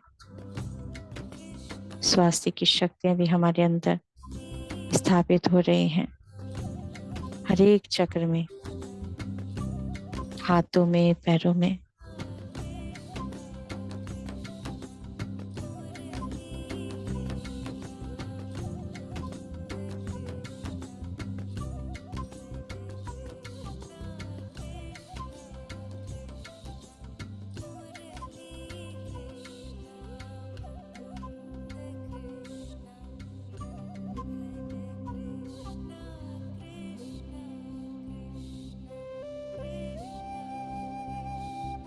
श्री गणेश जी की सकारात्मक ऊर्जाएं हमारे अंदर मूलाधार चक्र में दिव्य ऊर्जाओं को सकारात्मक ऊर्जाओं में बढ़ा रही हैं, परिवर्तित कर दिया है।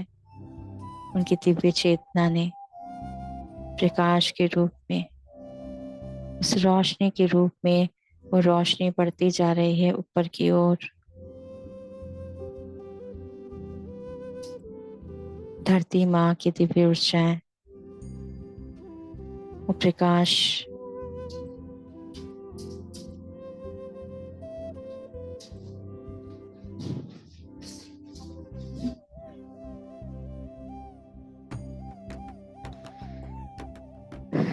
पूरे शरीर में, थाइस में, घुटनों में, कफ मसल्स में, पैरों में ये प्रकाश जा रहा है। जो सुनहरे रंग का प्रकाश सिर से लेकर पैर तक फैल चुका है और ये प्रकाश सुनहरे रंग का है। दिव्य ज्योतियां जल रही हैं हमारे हर अंग में और जो बहुत ही शांत है, प्रेम से पूर्ण है, पवित्र है। वो प्रकाश ज्ञान का भी है। हम अपने अंदर की उन सभी दिव्य ज्योतियों को नमन करते हैं, धन्यवाद करते हैं अग्निदेव को, अग्निकुंड को, उनकी दिव्य शक्ति को नमन करते हैं, धन्यवाद करते हैं। धन्यवाद करते हैं मास्टर द्रौपदी जी को, श्री कृष्ण जी को, गुरु द्रोणाचार्य जी को, पांडवों को, मास्टर अर्जुन को, मास्टर युधिष्ठिर जी को, मास्टर भीम को, मास्टर नकुल और सहदेव जी को धन्यवाद करते हैं। उन सभी उनकी मित्रता को धन्यवाद करते हैं जिन्होंने संदेश दिए, वो समर्पण भाव सिखाया कि जब हम समर्पण कर देते हैं तो वे हमारी पूरी तरह से सुरक्षा भी और मार्गदर्शन करते हैं। उनकी मित्रता को हम धन्यवाद करते हैं। उन सभी संदेशों को जो श्री कृष्ण जी ने दिए, जो बतलाया, उन भावों को नमन करते हैं।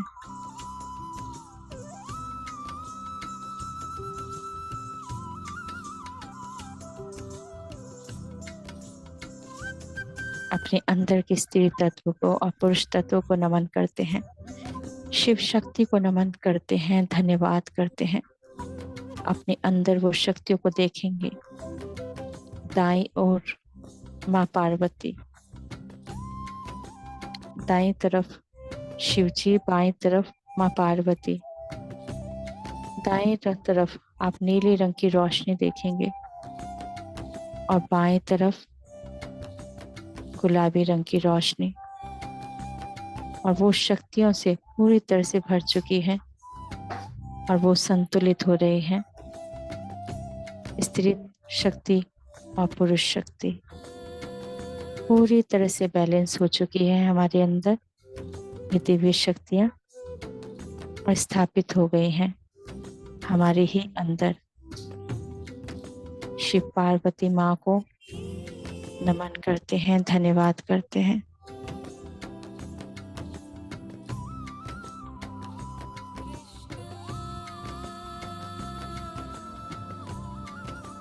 अपने अंदर के सभी तत्वों को, पांचों तत्वों को नमन करते हैं। अपने आत्मा को नमन करते हैं, धन्यवाद करते हैं। अपनी चेतना को, मास्टर द्रौपदी जी को नमन करते हैं।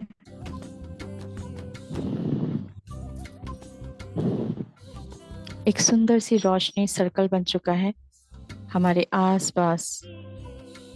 हमारा ऑरा जो सुनहरे रंग की रोशनी से भर चुका है, एक सर्कल बन गया है गोल्डन लाइट का। वो प्रकाश जो हमारा है, हमारे विचारों ने, हमारे ध्यान ने बनाया है। मास्टर्स की सभी की दिव्य ऊर्जाओं से हम जुड़कर आज जो हमने ध्यान किया, उसके लिए हम सभी गुरुओं को, गुरु तत्व को, बृहस्पति गुरु को धन्यवाद करते हैं। समस्त गुरु मंडलियों को धन्यवाद करते हैं। शिव शक्ति को धन्यवाद करते हैं। श्री गणेश जी को धन्यवाद करते हैं। शिव परिवार को धन्यवाद करते हैं। श्री कृष्ण जी को धन्यवाद करते हैं। धन्यवाद करते हैं अपनी आत्मा को, आत्म स्वरूप को धन्यवाद करते हैं। हम अपने ध्यान से धीरे धीरे बाहर आ रहे हैं दोस्तों। सभी को धन्यवाद करते हुए अपने पैरों को, अपने हाथों को हिलाएंगे।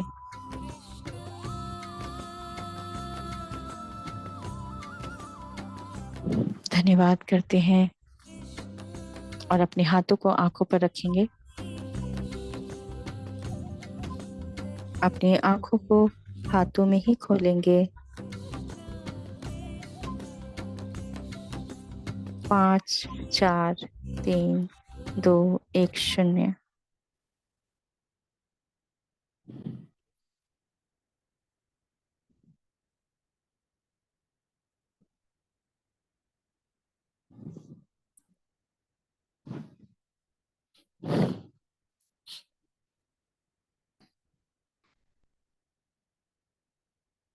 मास्टर्स पानी पी लीजिए।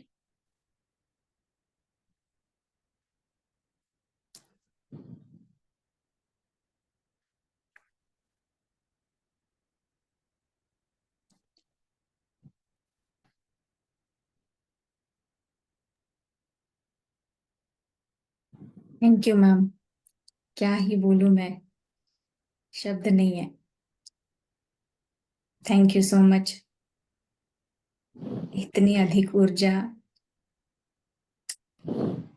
थैंक यू, बस इसके अलावा थैंक मैं यू। कुछ नहीं बोलूंगी। Thank you so much. Thank yes you. Master, आप में से कोई कुछ कहना चाहते हैं तो please.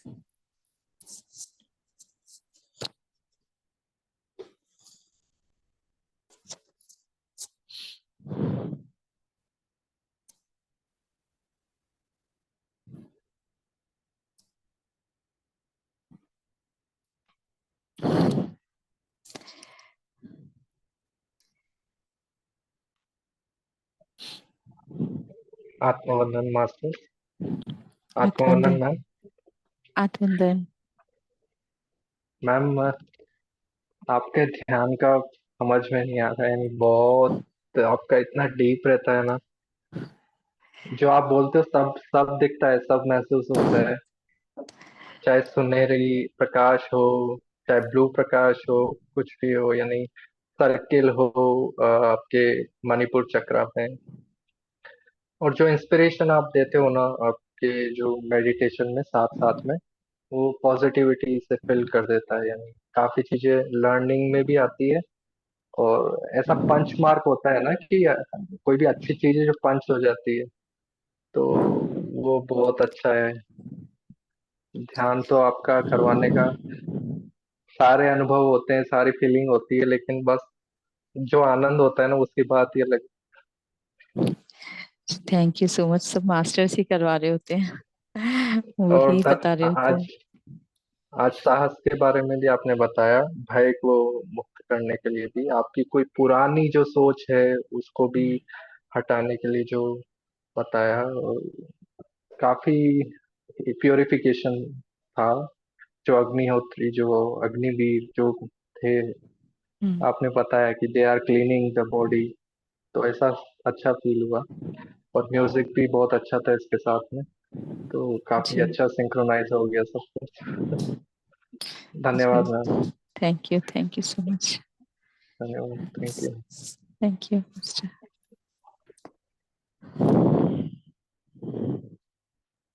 Ji. Thank you ma'am. Thank you Rashmi ma'am. ना, ध्यान तो बहुत गहरा था, मुझे कोई विजन नहीं था, पर अभी भी ना पलके बहुत भारी भारी हैं, वजन वजन से हैं, लग रहा है आंखें बंद कर ही ले। जी जी जी। गहरा ध्यान हुआ, ध्यान तो बहुत अच्छा हुआ। जी। Thank you ma'am.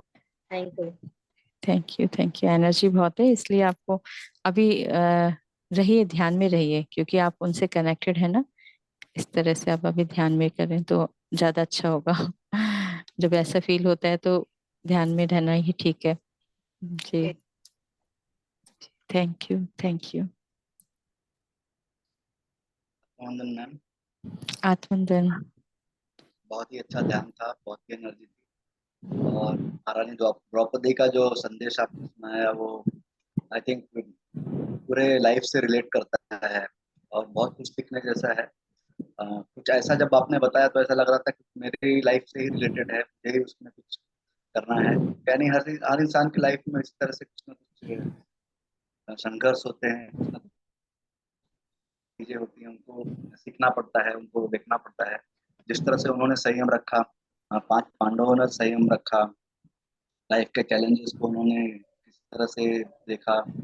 अ, हमारे दृष्टिकोण में उसी तरह से रहे मैम, तो हमें भी शायद अ, आनंद की प्राप्ति होगी। हम ढूंढते हैं बाहर, लेकिन हमें एक्चुअली अंदर से ही अगर हम देखें कि शांति कहाँ ढूंढा जाए, तो अंदर ही देखेंगे तो हमें बहुत अच्छा महसूस होगा। और ध्यान एज यूजल आपका बहुत ही स्ट्रॉन्ग और पावरफुल मेडिटेशन होता है मैम। बहुत एनर्जी होती है, मुझसे कभी कभी बर्दाश्त भी नहीं होता है, मैं बताया ना। ग्राउंडिंग करने के लिए मुझे नीचे उतरना पड़ता है कभी कभी, बहुत बार। जो जी आपने बोला है कि ग्राउंडिंग करते रहने का,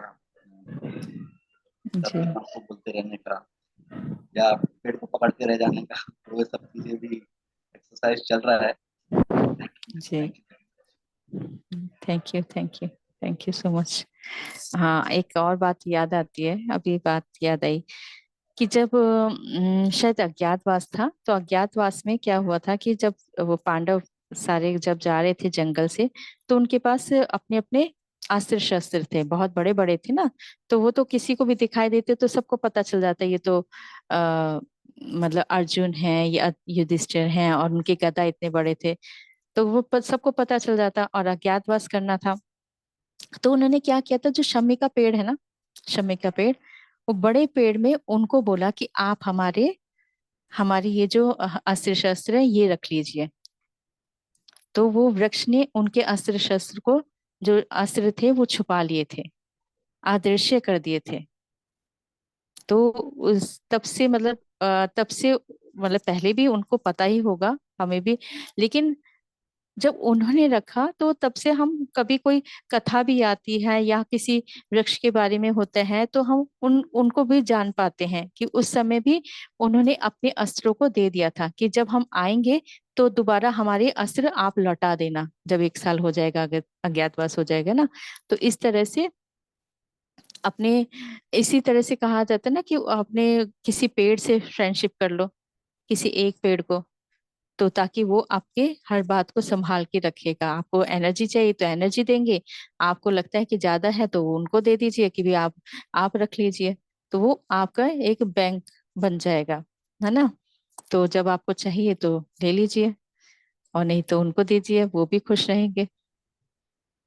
जी जी मैम, ये आपका जो मतलब जो आपके विचार है वो मैंने अप्लाई भी कर दिए हैं actually। जी और जी अब फील होता है। अब ऐसा भी हो सकता है कि जैसे फैमिली का एक पार्ट है ना, उस तरह जी से एक पार्ट है। कुछ भी जी हो, कुछ भी तकलीफ हो, अच्छा हो, खुशी हो, दुख हो, उसके पास जाके बैठ के बोल देने का कि भाई this is what is life, this is what I am facing.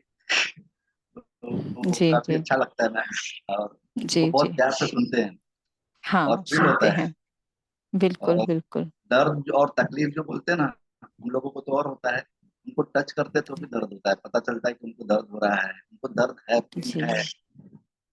और अगर हम मेडिटेशन करने के बाद टच करते हैं ना, तो वो टच भी बहुत अच्छा होता है। जो मैंने महसूस किया है 2-3 बार से, ऐसा लग रहा था लाइव।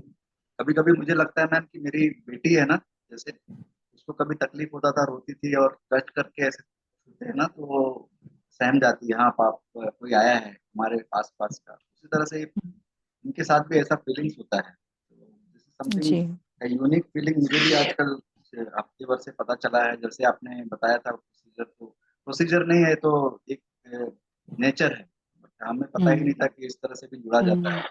जी और मैं तो अपने स्वार्थ की भावना से जुड़ा था मैम इसमें। तो मुझे ग्राउंडिंग करना था, आप बोले थे ग्राउंडिंग करना है और अपनी एनर्जी उनको देना है। बट अब वो जी फील होता है कि उनकी एनर्जी भी हमें बहुत मिलती है, बहुत ज्यादा एनर्जी मिलती जी, वो हील करते हैं, है जब बिल्कुल हमें। बिल्कुल thank you ma'am, thank you very much. बिल्कुल। तभी तो हमारे जो भी हमारे देश में क्या है, क्यों पेड़ों की पूजा कराई जाती थी शुरू से, है ना। तो यही था, उनका कारण ही ये था कि उन्हें पता था, वो प्रकृति से पहले ही से समझते थे। और एक जो और भी ऐसा कुछ है कि जो आदिवासी एरिया में क्या होता है, जो और भी जगह कि कहीं और फिल्मों में भी देखा है, जो और भी कंट्री में ऐसे करते हैं कि कहीं मिट्टी जहाँ पेड़ होते हैं एक जगह बना दी जाती है, एक जगह बना देते हैं, पेड़ होते हैं, और उन्हीं को ही, धरती माँ को ही, मतलब कोई बीमार होता है तो उस धरती पे ही वहीं पर उस बच्चे को, जो भी बीमार होता है वहां पर लिटा देते हैं।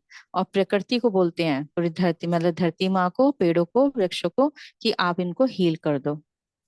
तो ये है, तो मतलब पहले से सबको पता था, उस समय भी वो जानते थे कि हीलिंग कर सकते हैं, है ना। तो इस तरह से वो ठीक भी हो जाते थे, क्योंकि प्रकृति जो आसपास जो पेड़ हैं वो हील कर रहे होते थे, धरती माँ ग्राउंडिंग कर देती है ना, तो एनर्जी देते हैं। तो इस तरह से तभी तो कहा जाता है ना कि थोड़ा पैरों में कुछ मत पहनो।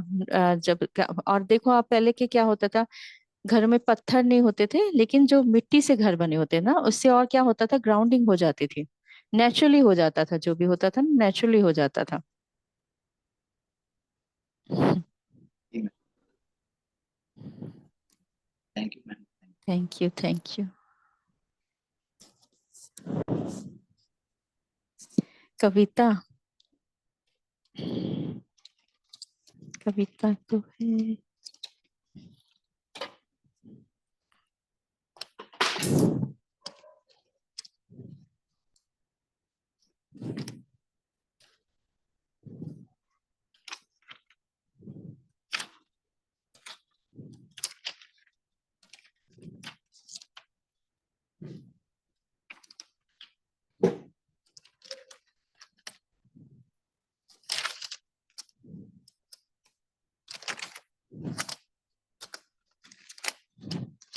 हाँ, ये कविता मैं याद तो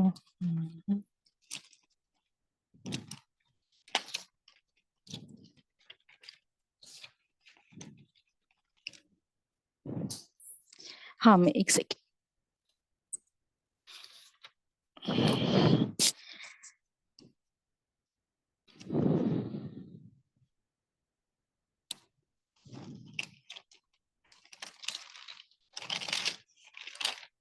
एक सेकेंड।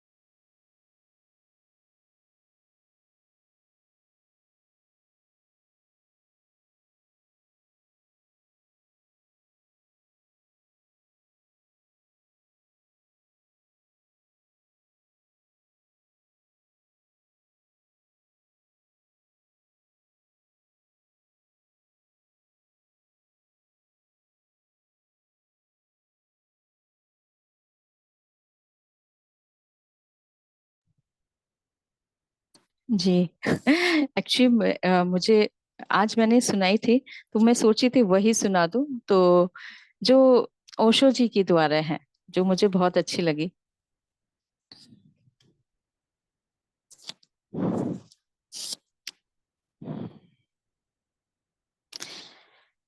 हम फिर से वही कहानी तस्वीर लेकर आए हैं, ध्रुव तारे की एक कहानी की तरह। जब कोई छोटा समझे तो समझ जाना वही खुद छोटा हो गया है।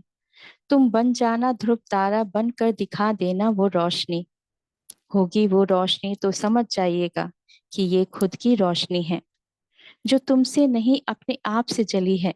ये मधुकर पीकर नहीं आई है, ये तो संघर्षों से डूबकर आई है।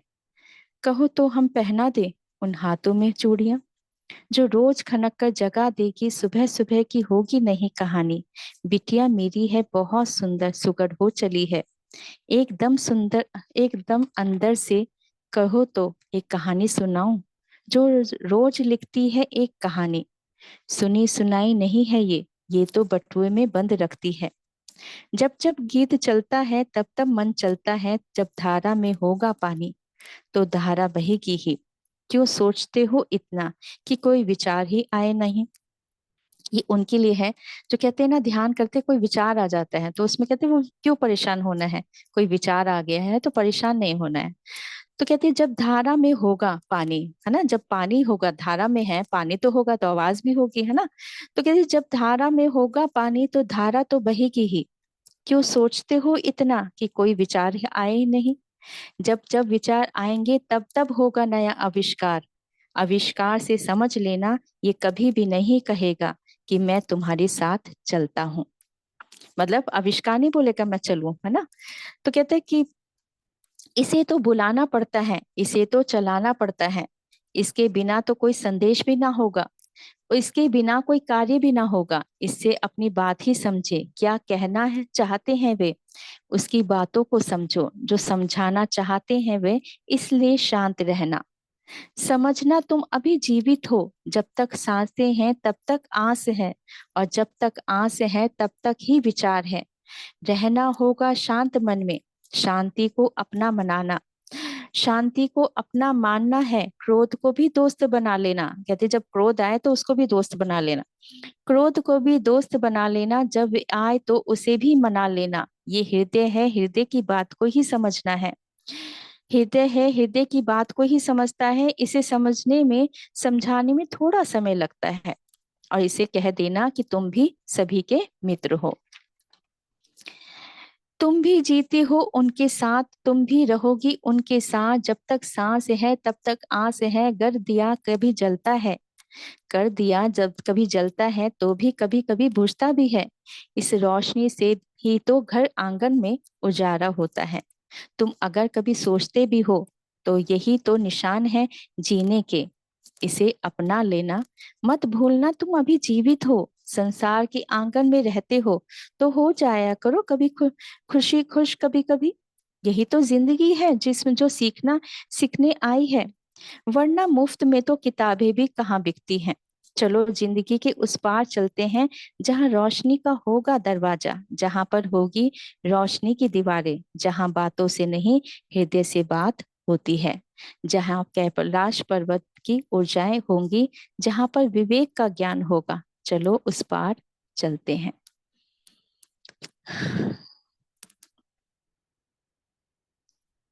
Thank you masters.